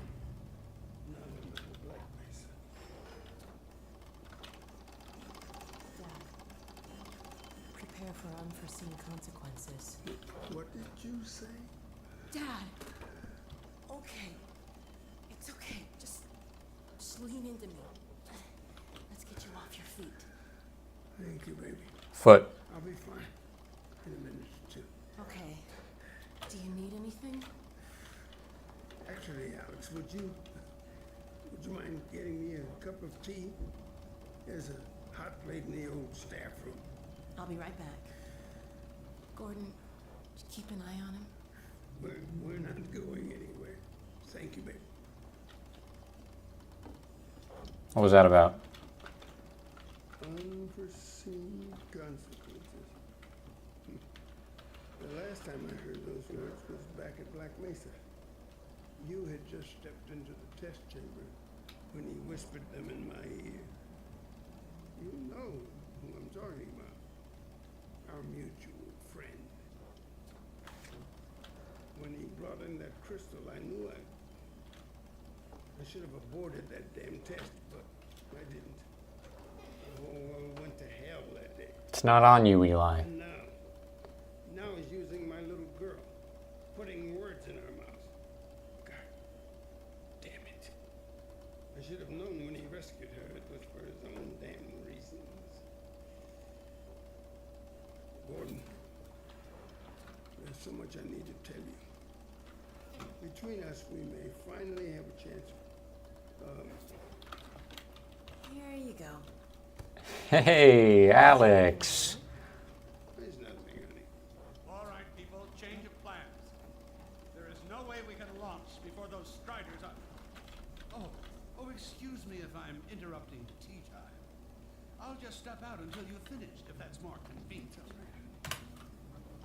Mossman, you have spent as much time griping as we have eating and drinking and taking necessary breaks during our work time.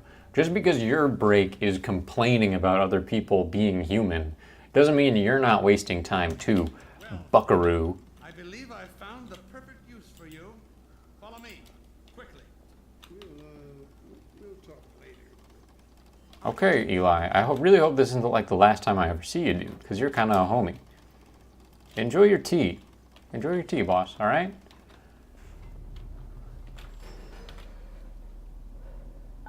Freeman, Striders are coming. A single one of those damn things could shoot down our rocket. Don't dare launch until all Striders are destroyed. Now, you've proved yourself capable, and the staff seem to respect you.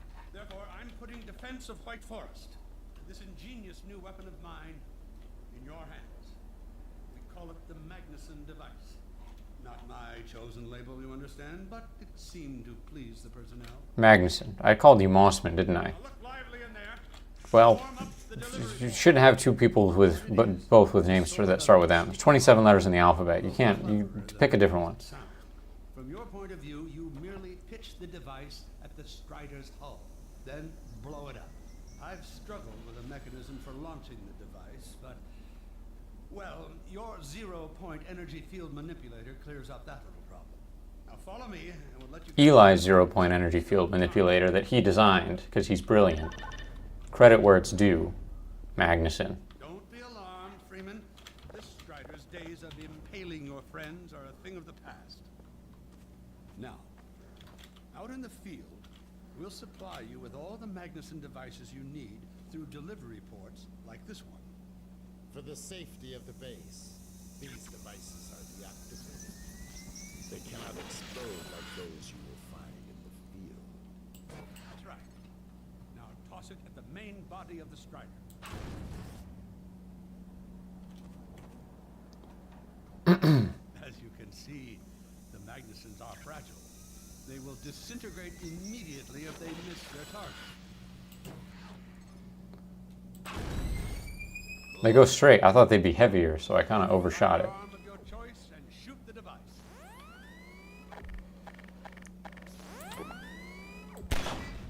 There you go. Not too difficult at this range, is it? Gets a bit harder when it's moving about and firing at you, of course. Now let's move on to a more challenging task. Uriah, send the target to the far end of the rails.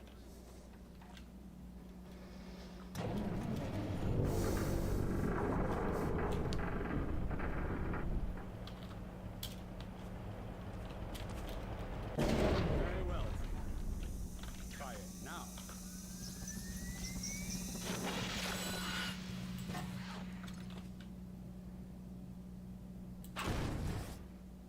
Dude, they shoot really straight, man. A bit more challenging at this range, isn't it?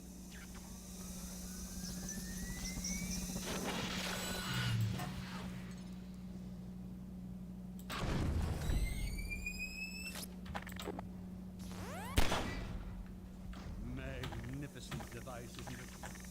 I'll be right over here when you are ready to head up.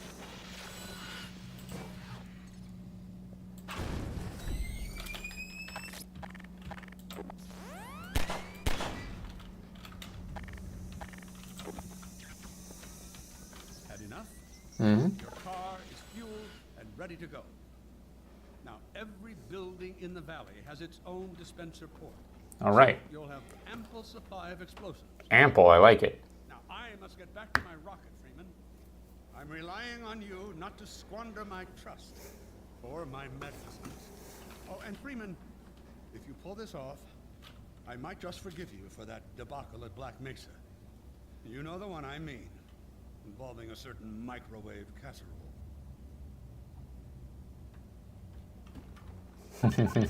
I like playing with keypads, you understand? It's too fun.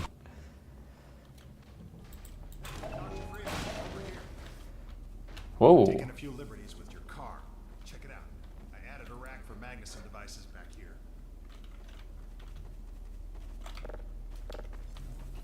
I tweaked your onboard radar so the combines show up red on the dashboard unit now.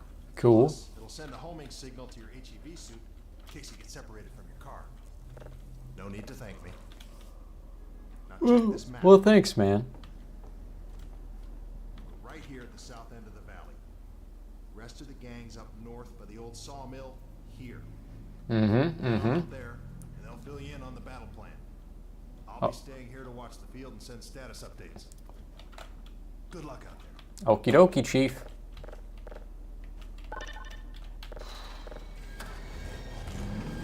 Oh.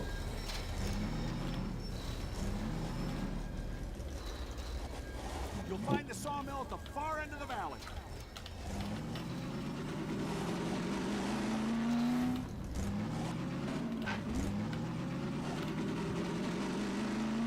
Perimeter's clear. Still no sign of incursion. Keep alert.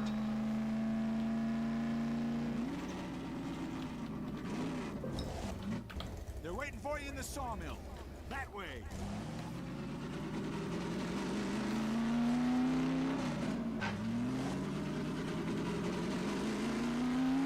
Oh boy, we probably shouldn't leave these logs hanging up here. That seems like quite the hazard.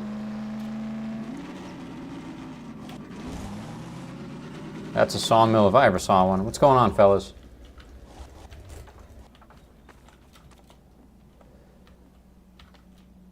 Hey, boys. So, they've sent Freeman, have they? Good man. We've counted a dozen Striders just north of us. Our job is to keep... You look just like the guy that fixed my car. If they get close enough for one good shot at the silo, the whole launch is a bust.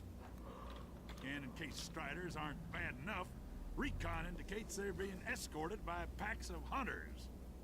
Now, what I want you to do... Attention! North perimeter breach. All right, people, this is it. We have a Strider approaching from the cranes. Defensive positions, go! Oh boy, here we go. Everyone ready? We need to stop them here.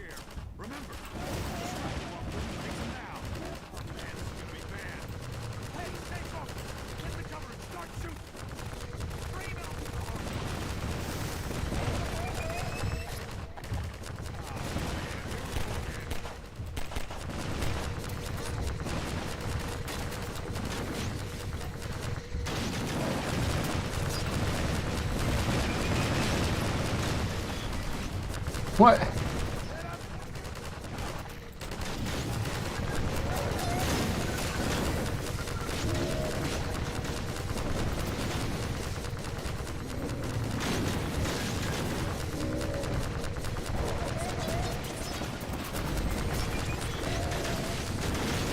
The hunter, I think, is causing the problems.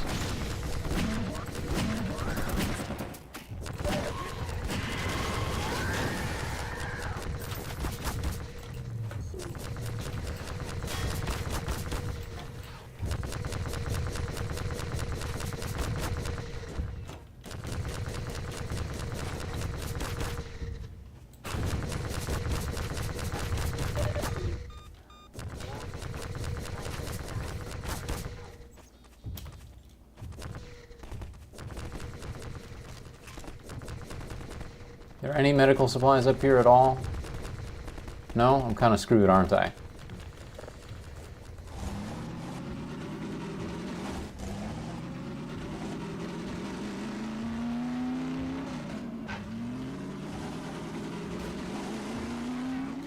Manhunter targeted the Magnuson.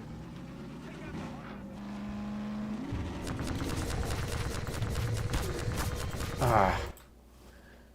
Now, what I want you to do. Attention! Okay. I'm gonna aim for the hunter first. We have a Strider approaching from the cranes.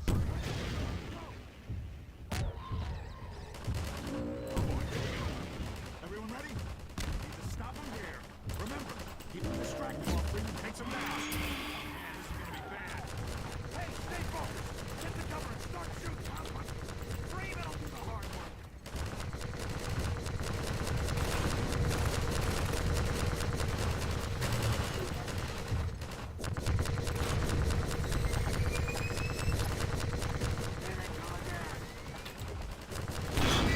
Ooh, yeah, dog. Strider at the sawmill.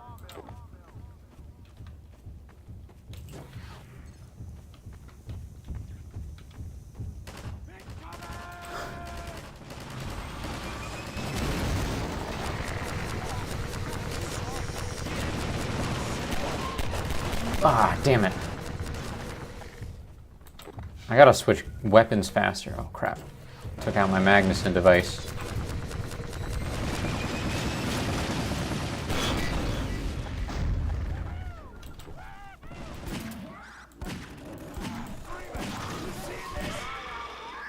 like hunters are traveling with the Striders. They're working in packs.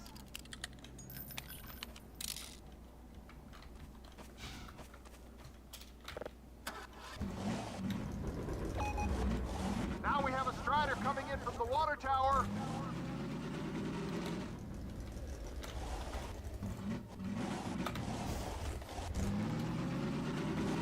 Gotta get a freaking Magnuson device. Lickety split.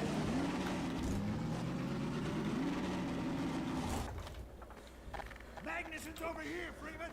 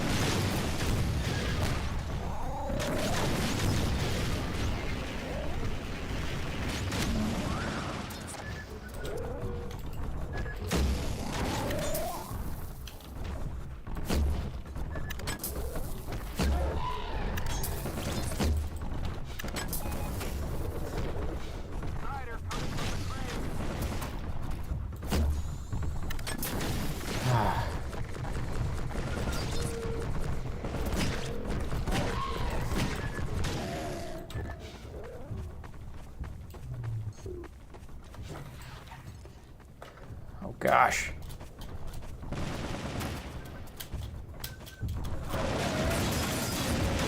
Ah, damn it.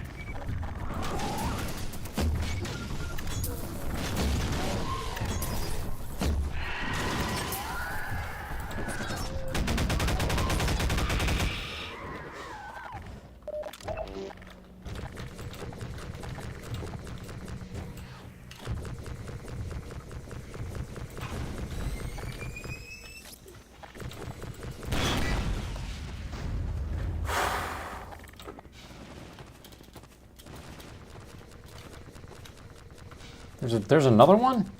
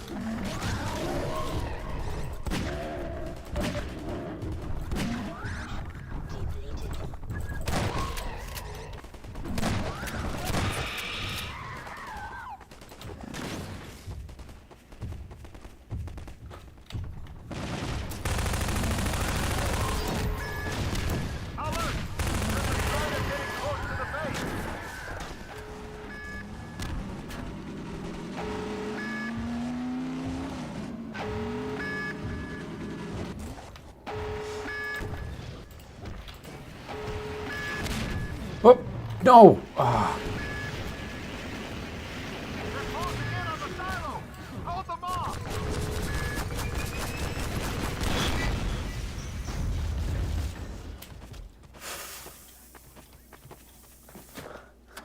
Keep up the good work.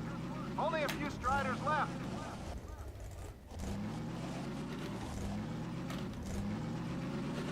What deranged thing are you asking me, Card? If lobotomies were legal and someone said, hey, you could get a lobotomy and wanted one, would I get one? Okay, so weird thing about your question. You say, if I wanted to get a lobotomy and they were legal, I guess I would get one because I want to get one in that. I can't imagine a circumstance in which I would want a lobotomy. I would choose death. I would choose death over that. They should not be legal at all. Now we have a Strider coming in from the water tower.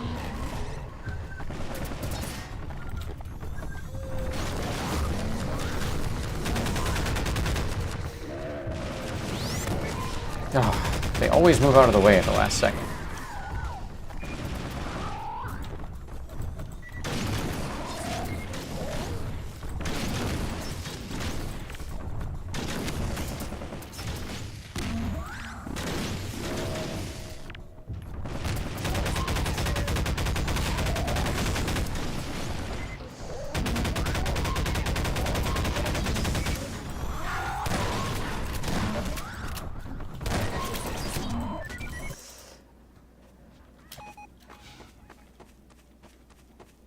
Keep up the good work. Only a few Striders left.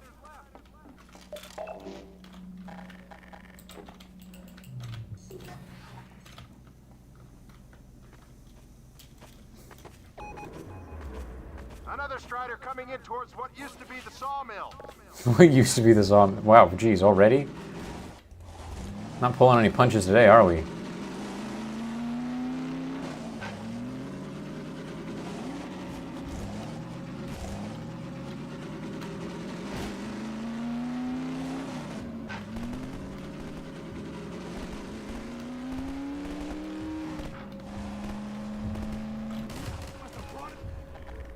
Now we have a Strider coming in from the water tower.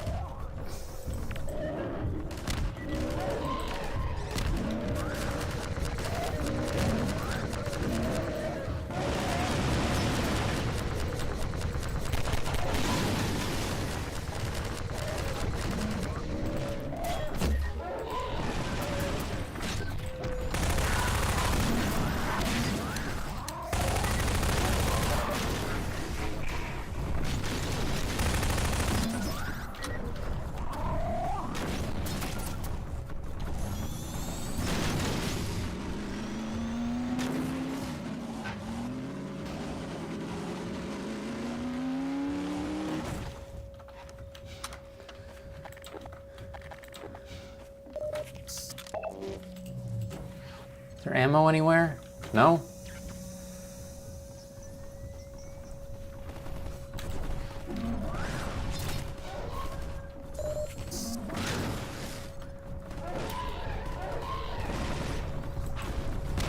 Whoops.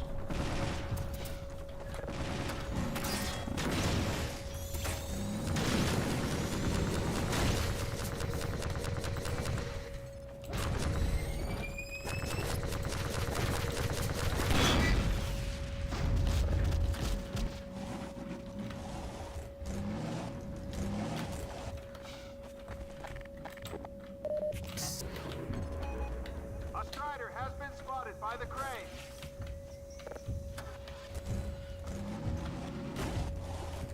Come on.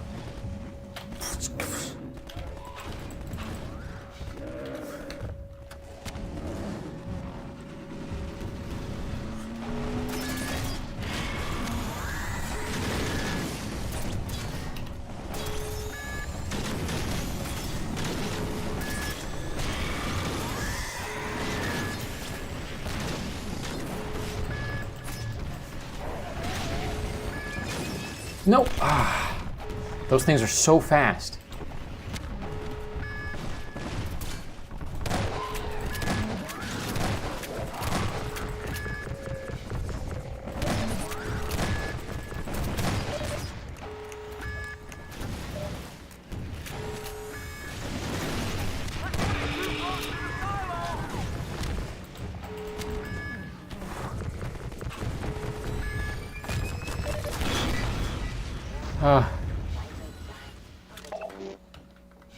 I'm not doing good. Gordon Freeman is not doing good.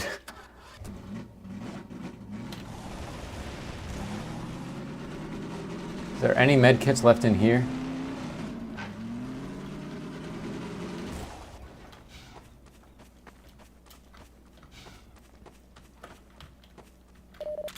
Yeah, good amount. Okay. Here, have a med kit. Thanks, guy. Topped me up. Thank you.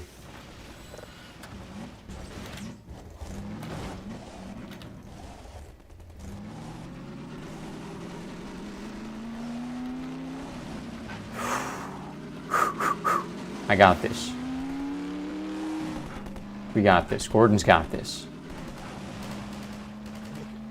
I am gonna make it.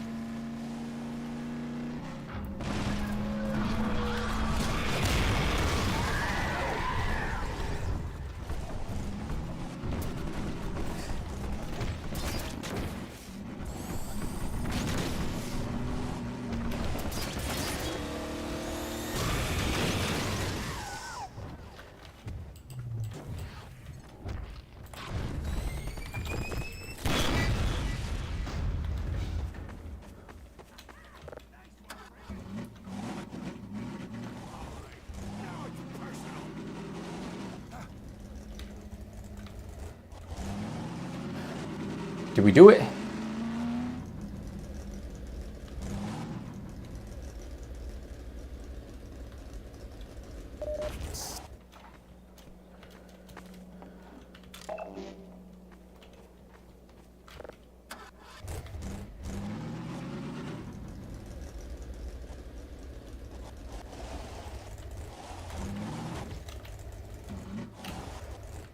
I think we did it.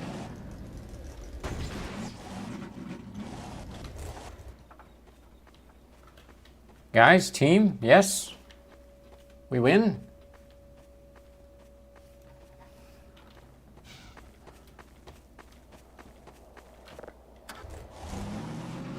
Drive around more to be sure. Pick up a guy on my way. Oh, hello. Another Strider from the water tower.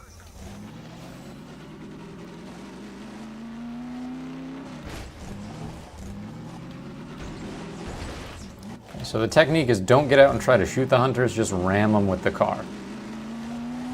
That is the fastest way to take those things out, by a long shot.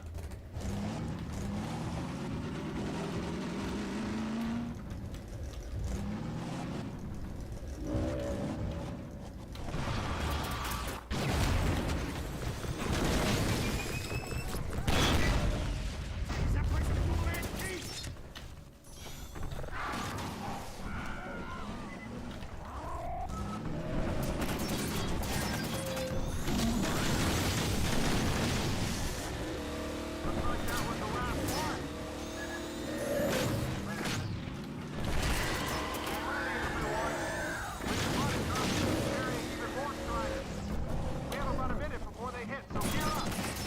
This is gonna get ugly before it's over.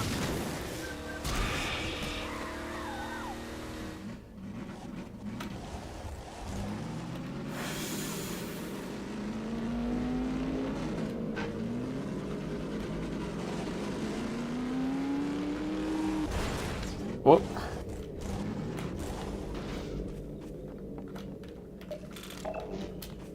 Shotgun ammo is not the most helpful thing right now.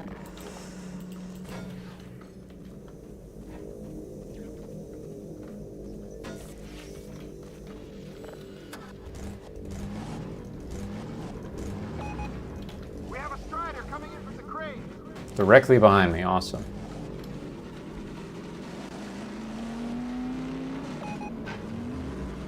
Now there's one at the sawmill.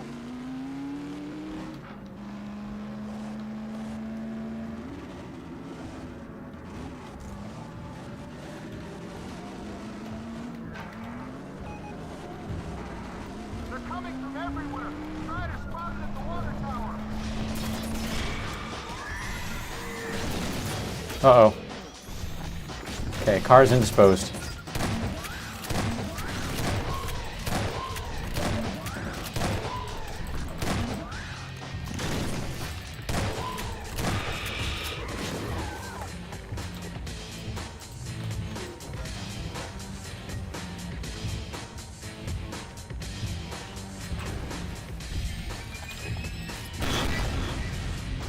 One down.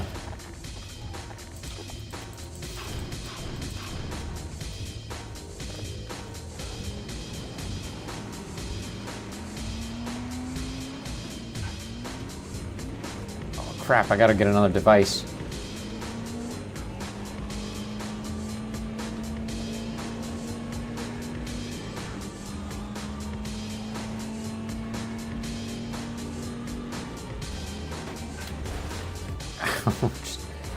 Sometimes the game punishes you for a head-on collision.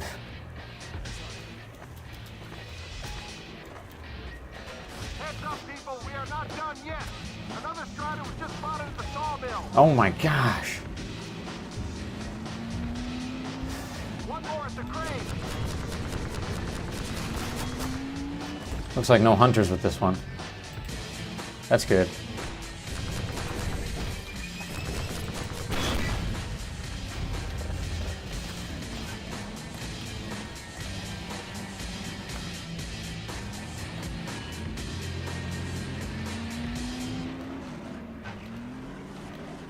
Get another device.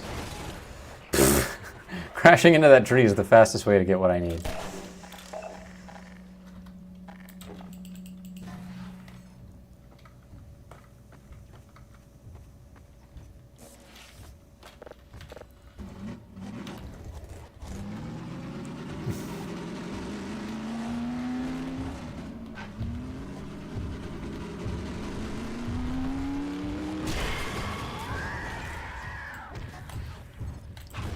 What? No. Oh, crap.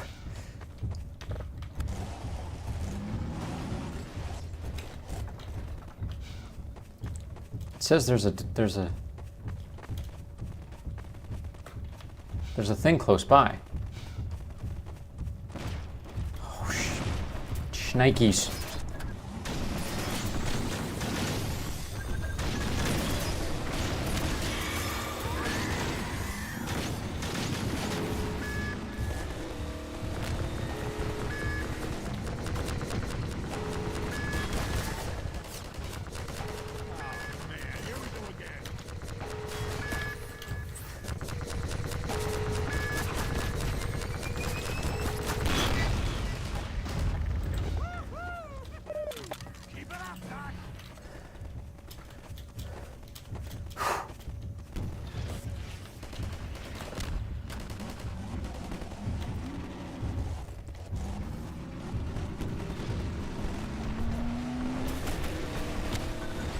Missed the damn hunter.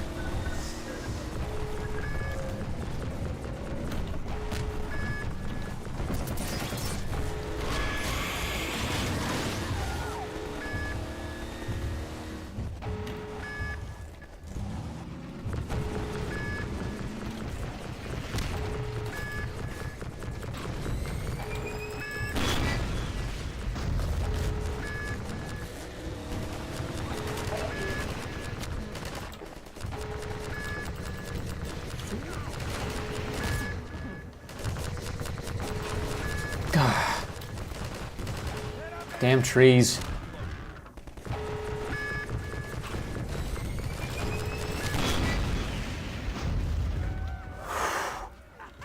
Nice one, Freeman. We did it! We held them off! Good work, everyone! Just in case. Attention! Attention! The Striders have been defeated! All personnel return to base immediately! Does anyone want to lift? All personnel return to base immediately!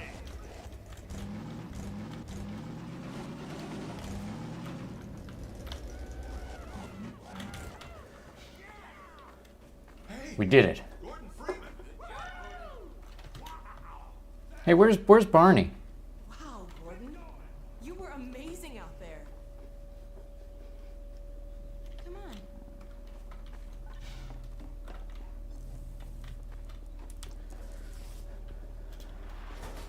Oh, so jeez. This is in its final stages. The portal's close to opening, but Dr. Magnuson sure will be a time to stop it.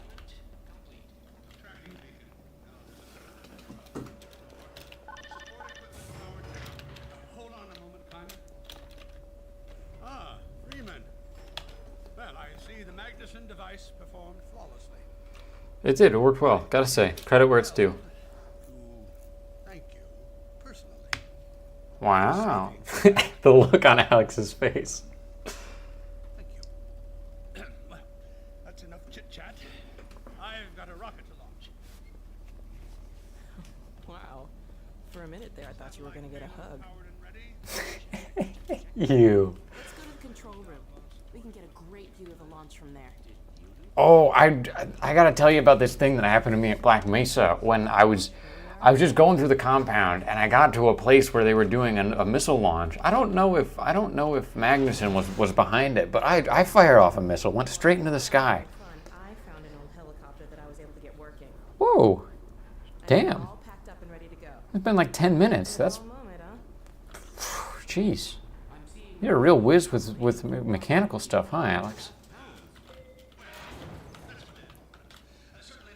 We're back. At last. Ah, Gordon. Hell of a job you did out there, son. Let's not forget that with the Magnuson device, those Striders practically destroy themselves. Yeah, well, I think perhaps Gordon had something to do with their success. I suggest we adjourn. Thanks, Kleiner. You know, we really are a motley crew. Can I just say, what a ragtag group of do-gooders we are. I believe we're ready to start the auto sequence. I believe Gordon should have the honor. You'll hear no objection from me. It's all yours, Gordon. I do love a big red button. Kleiner, Vance, do you guys remember when I did this kind of thing at Black Mesa? Shuttle rocket? Stations, everyone. Power to main thrusters. Steady on. T-minus 10, 9, We're launching. 7, 6, 5, Steady. 3, 2,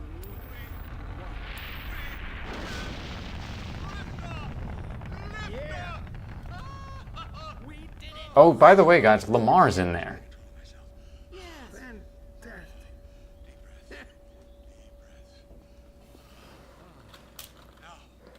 Now it is still too early to celebrate. We need to reach altitude and transmit the signal. Too right. The clock is ticking. We couldn't have cut it any closer if that was our intention. It is going to work, right? It has to. Once the rocket is in range of the portal, we'll be able to switch on the xenium resonator. Well, let's get outside. I'd like a better view of the fireworks. There should be quite a show. Regrettably, I can't come out with you. Magnuson and I will need to keep a close eye on the rocket's trajectory. Wait, Eli, maybe you should stay inside. I wouldn't dream of letting you go without a proper goodbye. Okay, I'll hold you to that. You too, Dr. Magnuson. Is that dog? We'll catch up with you in a moment, sweetheart. Gordon, hold up a Dog, second. there you are. The more I think about that warning from our friend, the more I'm convinced it has to do with Borealis. Don't be deceived. That ship must never be used. You have got to destroy it, whatever the cost. Where are you two? You're gonna miss it. Be right there, Alex. Gordon, thanks for everything you've done. For Alex, for all of us. I couldn't be prouder if you were my own son. Now, when you get back, we've got a lot to talk about. The wink. Come on, dude. We were the same age 20 years ago. How does that not concern you? Alex, look at the portal.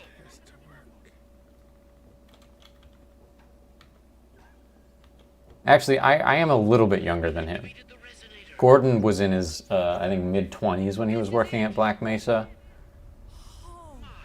And Eli and Kleiner were in their 30s.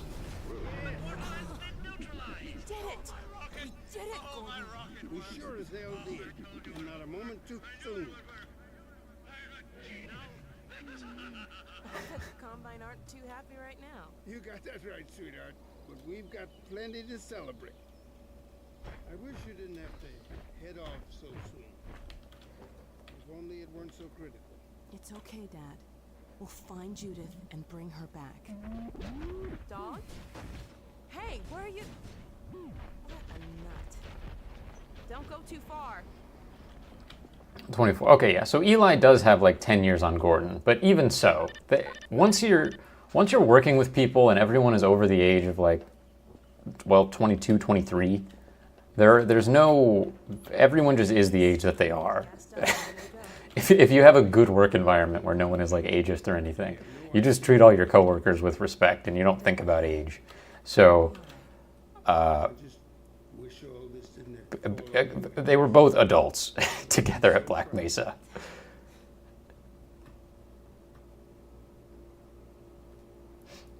Come on, Gordon.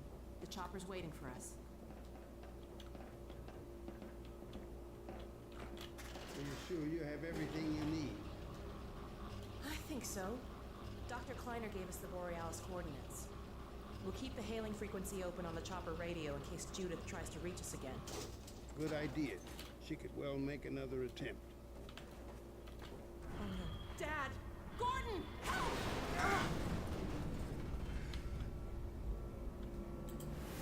Dad! Alex!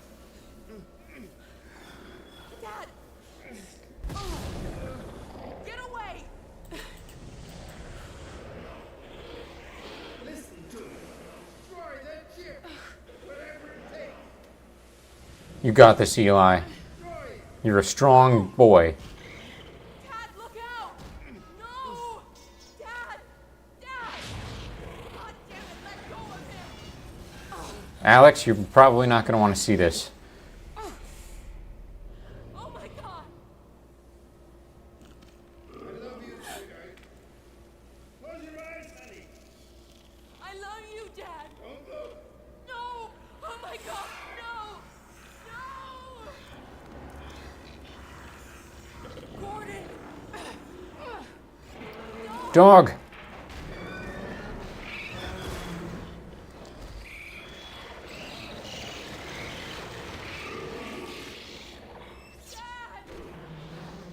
Oh God! Dad! Dad! Dad, please! Dad! Oh my God!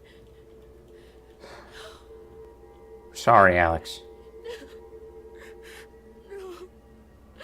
Oh my God!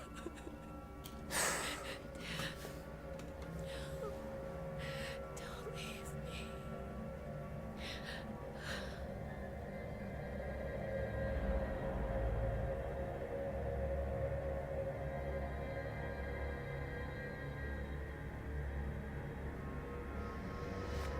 Well, nice work on this game, Charlie Brown. And others, and everyone else. Well, gosh, oh golly. Am I Gordon Freeman? What is a Gordon Freeman? Aren't we all Gordon Freeman, really, at the end of the day?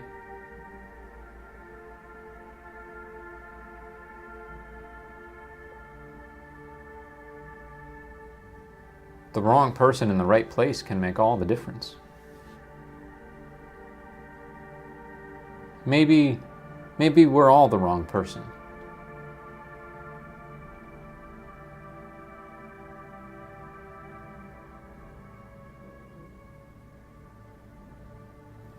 So that's where that's where Half-Life concludes.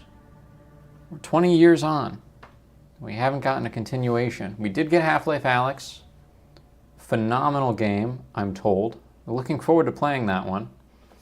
Sony has announced that the PlayStation VR 2 will be made compatible with PC games at some point this year. So that would be a really nice thing if that would work. And I could play Half-Life Alyx. Am I going to play Lost Coast? I guess I could just fire up Lost Coast now to finish out the stream, because it would be a pretty early conclusion. I know I ended at 2:30 yesterday, but that's just because, you know, Star Wars Rebel Assault is kind of torture a little bit. I can play Lost Coast. Is there really anything to it, though? It's just like it's basically a tech demo, right? It's like a non-canon, just little level. But I can fire it up and play it, sure. Oh look, it's my Steam library. Well. Let's still hide that. Just in case.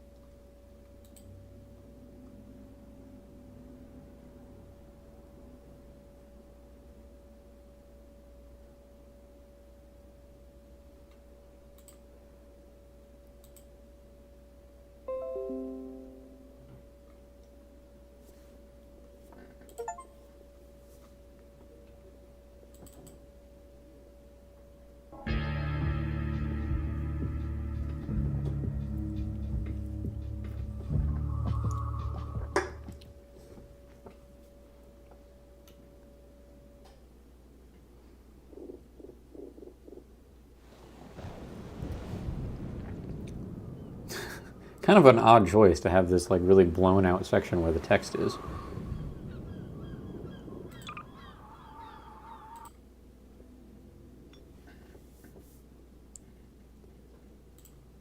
We'll do commentary on.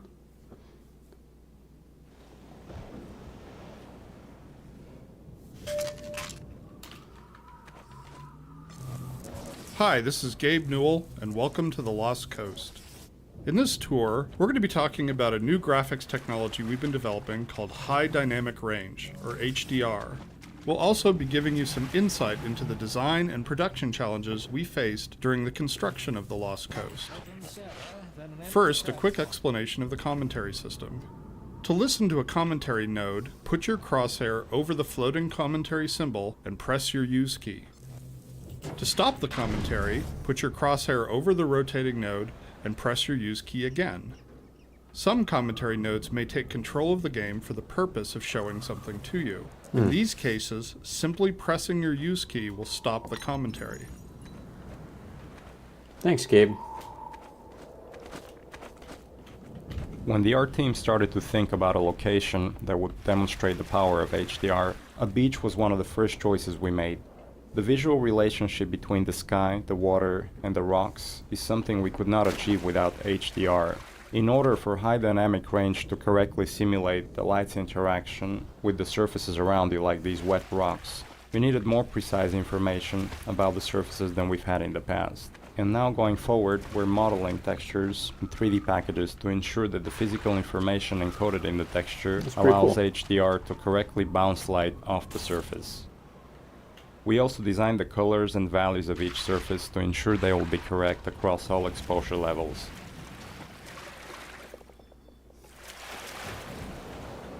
With conventional rendering, seen here on the left, if something on the screen is 20% reflective, like the wet sand, then the maximum reflected brightness could only be 20% of the maximum brightness of your monitor. HDR's more accurate simulation of light ensures that the sun's reflection on this wet sand appears as it would in the real world, which could potentially use 100% of the maximum monitor brightness. HDR uses bloom to simulate light that is beyond 100% of a monitor's maximum brightness. It is. It's much more realistic.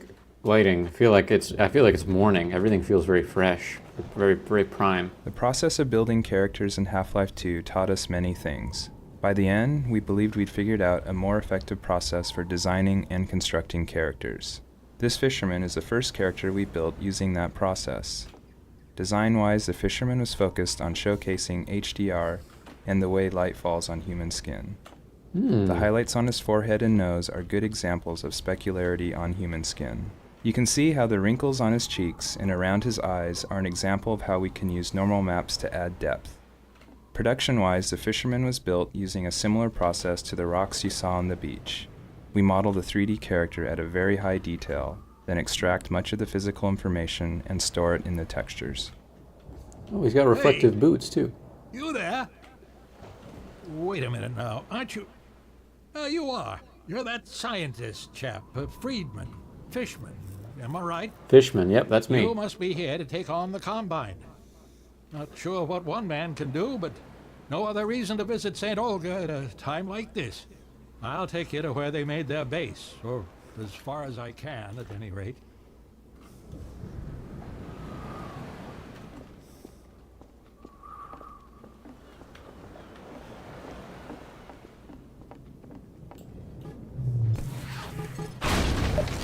Water presents us with a lot of rendering challenges.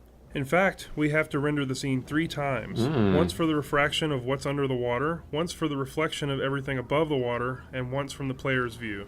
You can see the reflection and refraction scenes in the 2 small windows on screen. In the refraction, we calculate per pixel how much water you're looking through to do a volumetric underwater fog to simulate particulate matter. For our full HDR solution, we had to go through the entire engine and modify every bit of code that calculated light and color. Nice. For example, these water reflection and refraction renderings had to be improved to support the full range of contrast values. Oh yeah, I see. It's 2004, or maybe this was 2005 or 2006 that they put this out. But Let me just unlock this gate for you. Got the key right here. There we go. Oops. Get along now, laddie. Destroy that gun and no dawdling. oh, you dropped your thing. You dropped your spear, guy. Can I take this? I'm gonna take this. If you make it back safely, I'll be here waiting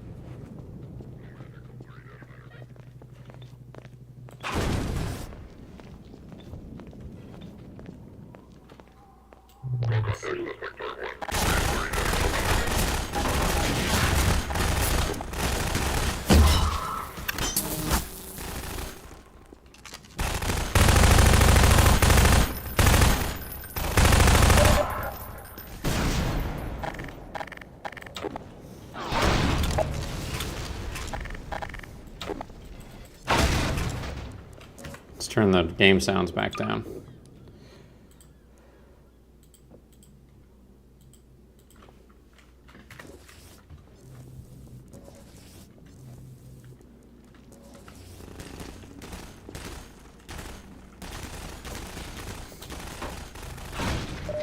The area you're currently entering is called the Cliffside Arena. We were particularly happy with the vertical cliffside in Half-Life 1 and regretted that we didn't iterate further on that concept in Half-Life 2. Vertical space allows us to force the player to deal with threats from above and below. We find that players focus their view on the direction they're traveling, so by using a cliffside and having the player ascend it, we ensure that the player will look up and be prepared for enemies. If the player's path was to move past the bottom of the cliffside, it would be unlikely he would notice soldiers rappelling down from above. And dying from unknown threats never feels fair and certainly isn't fun.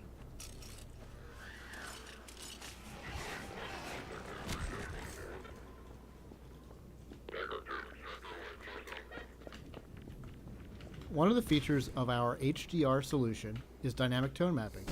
The easiest way to think about dynamic tone mapping is that it's a method of simulating the way the human eye reacts to light. In the real world, you've probably walked into a dark room and noticed your eye adjusting to the darkness, letting you see better after some time. Or you've walked out into a bright day and been blinded by the sun, only to have your eye adjust and allow you to see normally.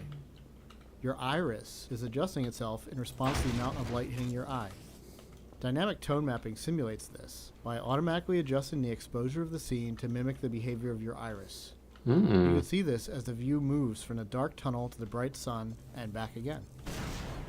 Here, you can see the way we calculate the amount of light hitting the player's eyes. We take a snapshot of the scene, measure the brightness levels, and then use that to adjust exposure. We consider light at the center of the screen more important than at the edges, to better simulate the geometry of the eye. The courtyard in front of you is a space we call an arena. Arenas are built to hold the player for a period of time and usually contain combat or some other challenge. They often have multiple entry points for enemies, along with a gate of some kind to prevent the player moving on until the challenge has been completed. In this case, the arena is free of enemies until the player solves a puzzle and triggers an alarm. This is a method that allows the player to explore the arena and get a sense of its space before being forced to fight in it. It adds a sense of uneasiness to the player who's expecting to be attacked now that they've reached the goal set for them at the start of the map. The break in the action here is also a crucial part of the level's pacing. It allows the player to recover and explore the world a little after being attacked on the way up the cliffside. Neato Mosquito. Man, developer commentary is so cool.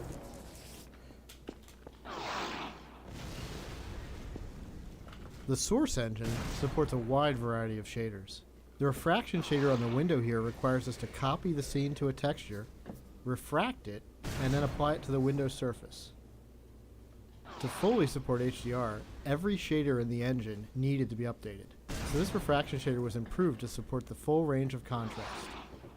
If you viewed the sun through this window, it would be refracted correctly.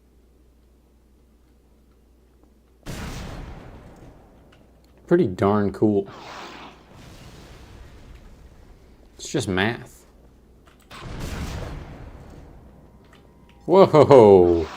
Mamma mia!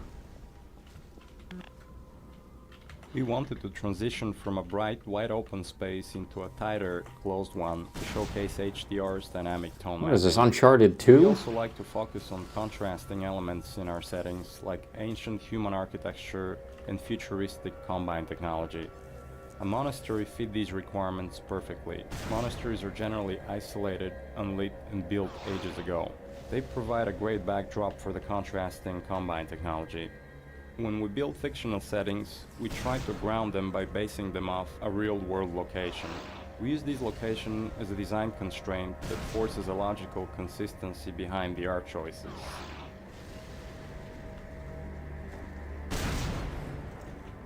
Churches are great dramatic spaces. They're often lit naturally with extremes of darkness and brightness, which makes them a great showcase for HDR. Gothic churches are the sober monochromatic spaces that you've seen in almost every horror movie or game.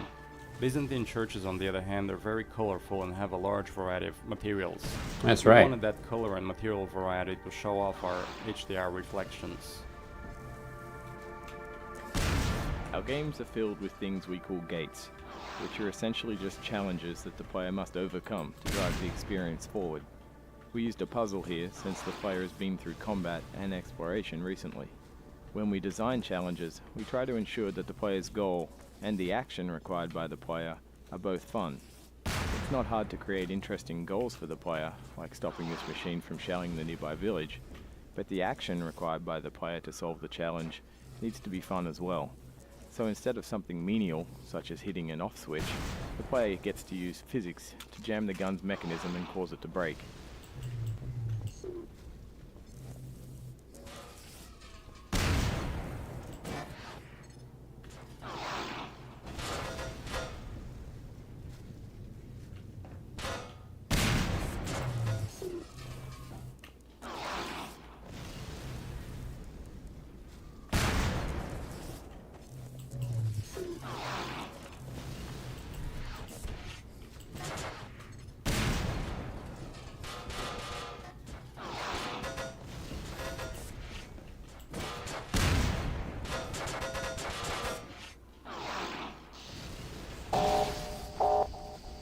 Hell yeah.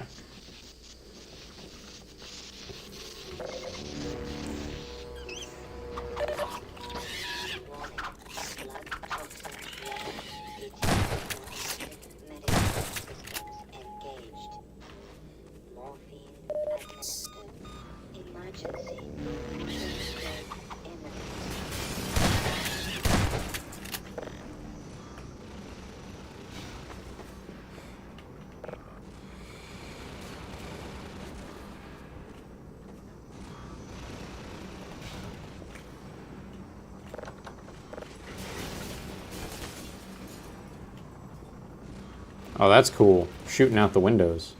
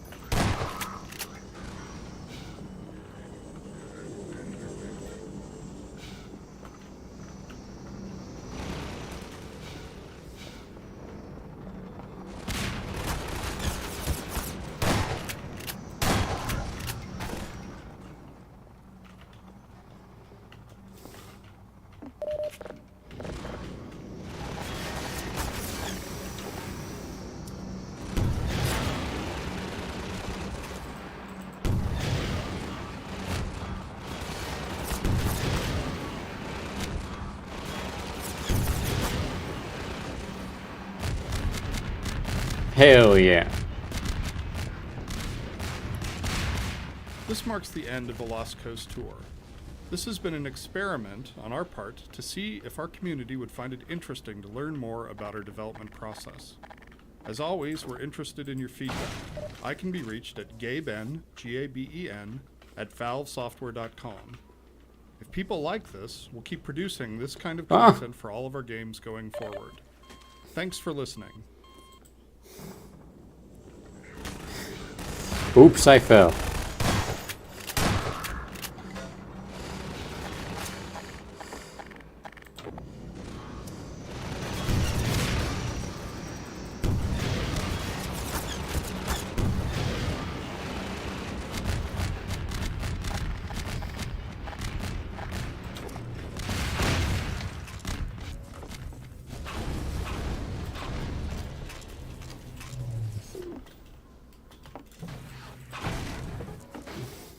Yeah, that was pretty super short, pretty crazy short.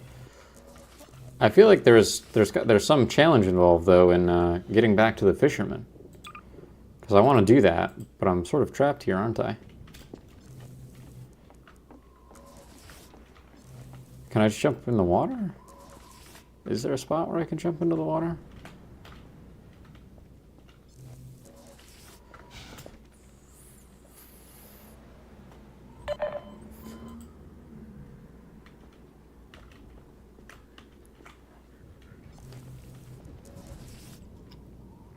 Is there like a crate or a barrel that I could use to get back? Stack something up?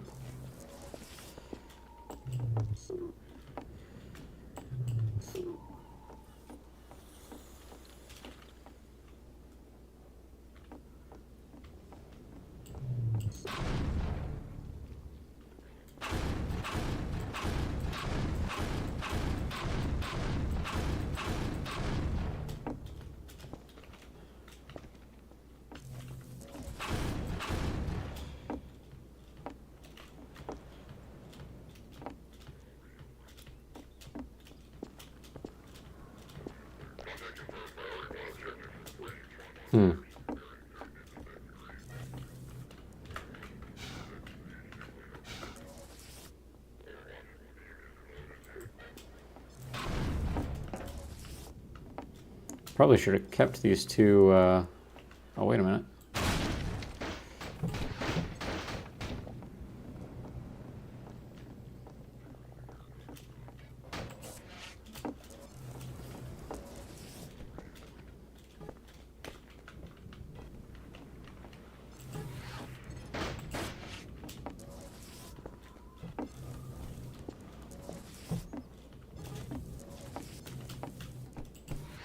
Maybe if the crate were sideways like that.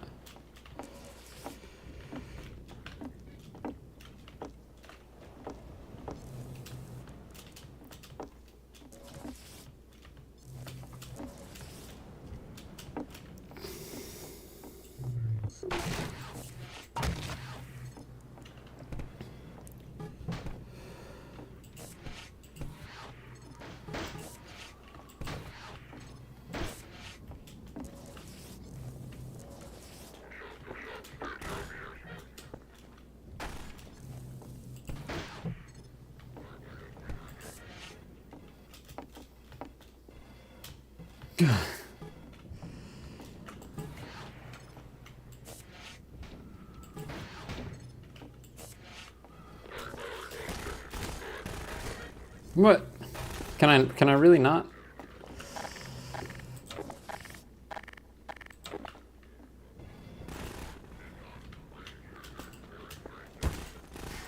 Depleted.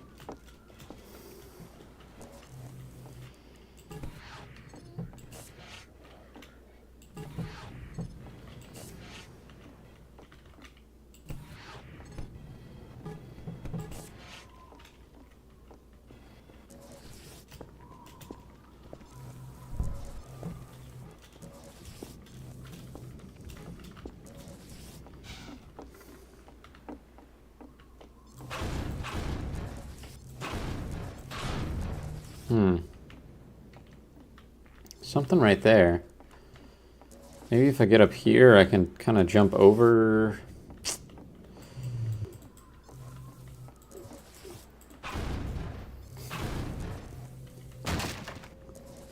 Oh, hello.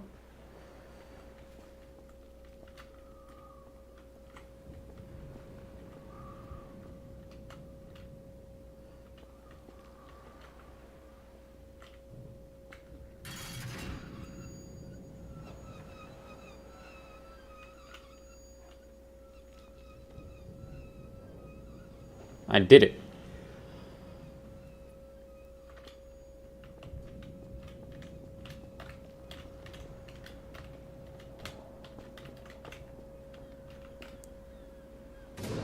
You did it, lad. Come on with me to St. Olga. We'll celebrate this victory with a feast. I hope you like leeches. Hey, where you going? You're getting fuzzy around the edges. Well, I guess you got other places to be. Nice knowing ya.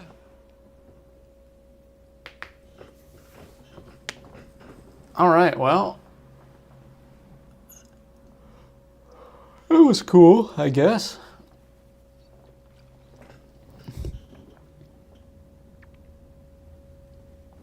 You know, Half-Life 2, Lost Coast. We did it. I guess I don't have anything else to stream today. I am sorry that streaming has kind of been taking a little bit of a backseat. I realize it, and that's not intentional. It's not me trying to phase it out or anything. That's just kind of the way the wind is going right now. I'm trying to make more videos for this next month, and you know, it's always like something's got to give. My schedule is pretty full of like things that I want to do and things that are kind of non-negotiable for me, and so the midweek stream is the easiest thing to be like, let's let that slip. Yeah, you know, I always knew that there was regarding Half-Life and the Half-Life 2 episodes, which I have now played all of. It is a little bit surprising that Half-Life 2 Episode 2 so clearly leads into something else. I wouldn't say it ends with a cliffhanger. It's a little bit of a cliffhanger, but like we sort of know the path ahead.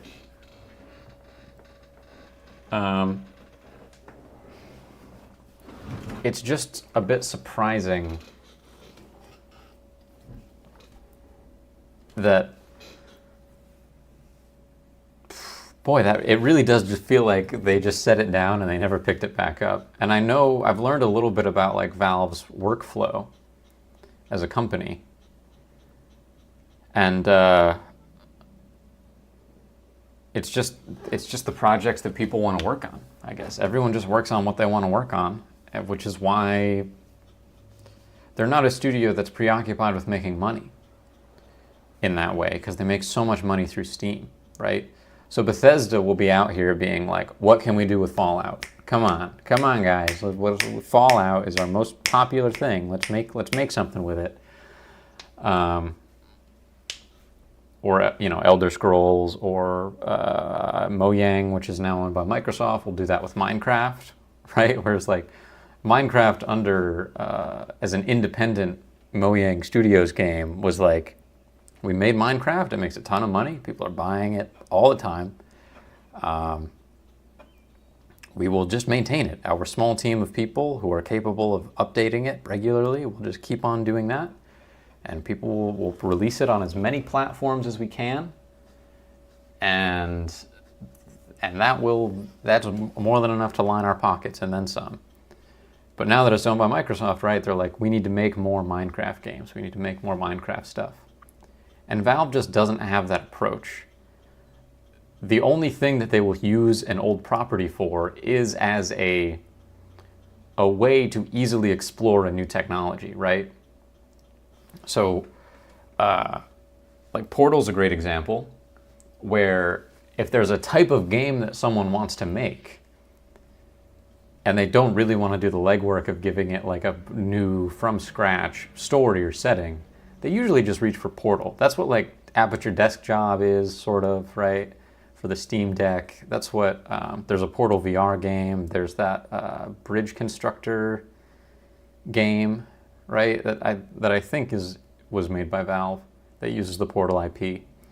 And that's kind of what Half-Life Alyx is, right? It's like VR was a really brand new thing. And someone at Valve was like, I'm interested in trying this, but I don't want to make up something from scratch, so let's have it be a prequel, and let's have it be Half-Life Alyx. And I just think that they are still of the opinion, and rightfully so, that there hasn't been a vast enough technological leap to justify a new Half-Life thing. Is that crazy? Half-Life 2 has aged so well. It's such an astute first-person shooter. Even Half-Life 1 has aged very well as a first-person shooter. And while the heart yearns for a Half-Life 3, I'm also happy with that Valve can exist as a games company that just makes stuff that feels like it matters to them. Where all of their projects are just pure, like creatively pure in that way. I do wish that they had a better output in general, but that's just, I don't know, seems like a good place to work, and I do think Half-Life 3 will come. I don't think there's like a boundary around it. I just think that no one's in any hurry over there.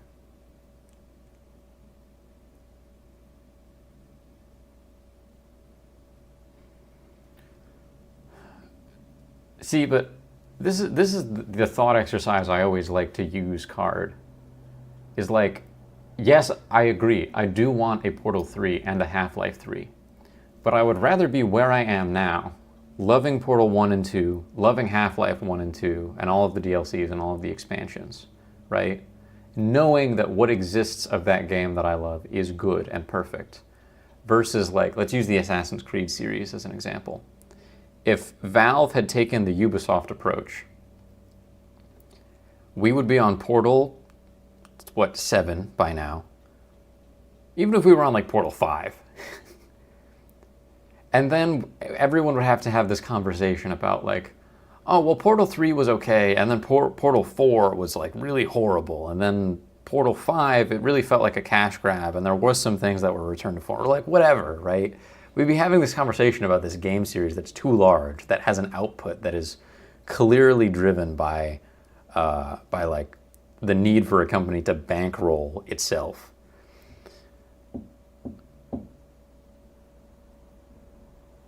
Exactly, right? Like, I, from where I am right now, I want those games, but I want them because I know Valve will make them good.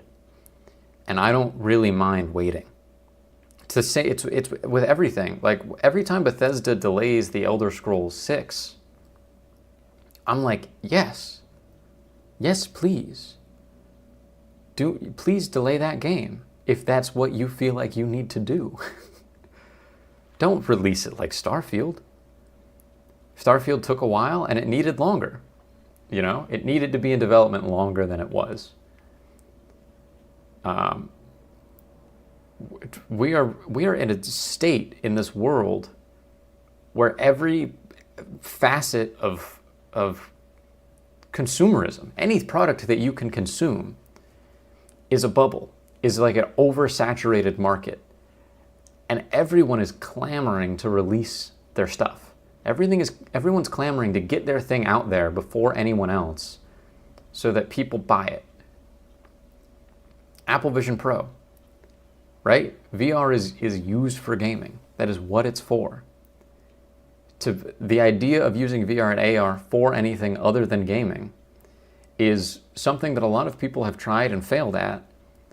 And part of the reason for that, I think, is because building that infrastructure would take a lot of time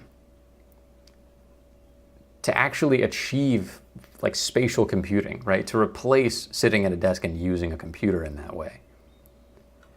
And I think the Vision Pro is like kind of an incomplete product in that sense. I think from a hardware standpoint, it's complete. But I think that from a, right? But that's always the logic. It's like, well, you can do software later. You can do it later. If it sells well, we'll do it later. And that's not right. That's not a good approach. It's an approach that we as consumers need to be responsible in rejecting, right? Zink and I didn't play Fallout 76 until now, until right now, because we wanted to and because we know the game's good now. And it is. Zink pre-ordered Fallout 76 and we had to talk him out of it. I almost pre-ordered it. I play so many little indie games nowadays because I just want to see what people make and not a continuation of things people have already made. Yeah, like indie games and everything, the quality is there. I think it's even getting harder and harder for people that make indie games to make a profit. I was reading an article today about how Remedy, the studio that made Alan Wake 2, still have not made a profit on that game because they spent so much time and money getting it to the state that it's in, which I haven't played it, but based on what I understand, Alan Wake 2 is very good. And lots of people enjoy it, and it's gotten very good reviews, like for narrative, for gameplay, for all of that stuff. And Remedy has still not made a profit on it because the gaming industry is so competitive that I'm sure the release window overlapped with some little niche in the market that wasn't quite what they wanted, that would have favored them in just the right way. And if they had released the game 6 months earlier, maybe they would have hit it and they would have sold better. And even though the game would be worse, they would have made a better profit on it. I don't know for sure, right? But it's that kind of thing. Cyberpunk 2077 it made its money back like before launch, I think. And on launch, I'm sure that its profits were astronomical, even though everyone knew and was saying, this is terrible. This is deplorable to release something like that in this state.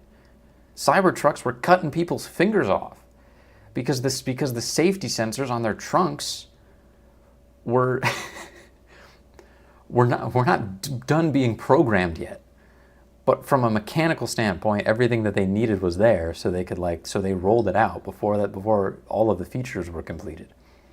Just things like that. I don't know. I don't like the way things are going in that sense. And I love that Valve has carved out, like it's really, I shudder to imagine what the gaming world would feel like without Valve.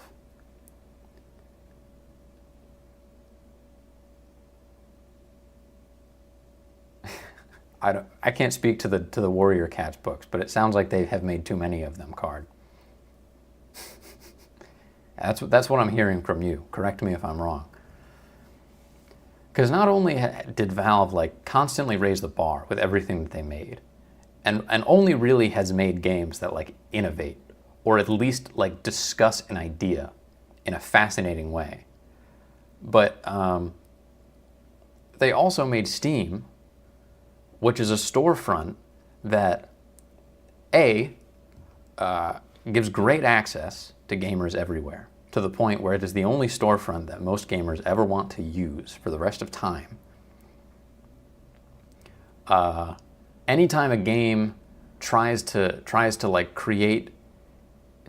on PC, but be mutually exclusive such that it can't go on Steam, that game's sales suffer. So Valve got their skin in the game so early that basically any other games company has to release their stuff on Steam or suffer consequences. Huge bonus. Steam actually prices out software like it's software, right? Things go on sale all the time, prices fluctuate based on market needs, they price things differently depending on region now, which is amazing, right? And just because they were able to do it so early, and because they made a storefront that worked so well and was so fair to users, they are able to stay afloat as a company, and gaming is better for it. Both for huge companies and for consumers and for indie developers, because they can put their thing on Steam and people can access it just as easily as they can access Skyrim or anything else. Like, Valve has single-handedly done the most to keep gaming for consumers and for customers. They've built an amazing platform on top of their legacy as like game developers and designers. Yeah, just imagine what the world would be without Steam. It's crazy. 117 Warrior Cats books, not counting mangas. Why would there ever need to be that many? I don't know. Lots of cats. You ever see how many cats there are, though, Card? It seems like once you set up the meta of that world, any cat can really just have any kind of thing going on, right? I don't know. But that's kind of what happened with Yu-Gi-Oh! In a different sense. Because like, I tried to get into the Yu-Gi-Oh! The real trading card game as it exists now through like the apps, through the Master Duel and Duel Link apps. And the meta of the physical card game Yu-Gi-Oh! Is just rancid. And I'm not a card gaming snob by any means. I've played a bit of Hearthstone, you know, and like a bit of Pokemon TCG. The meta of the Yu-Gi-Oh! TCG is just, it's unplayable. For most people, it's unplayable. You can have fun playing against a computer, but you can't really have fun playing against other people. It's just, there's too much. There are too many different ways that they have come up with to like inflate card powers. And like Pokemon TCG did a similar thing, but they just like made the quality, like the stats of cards steadily better over time.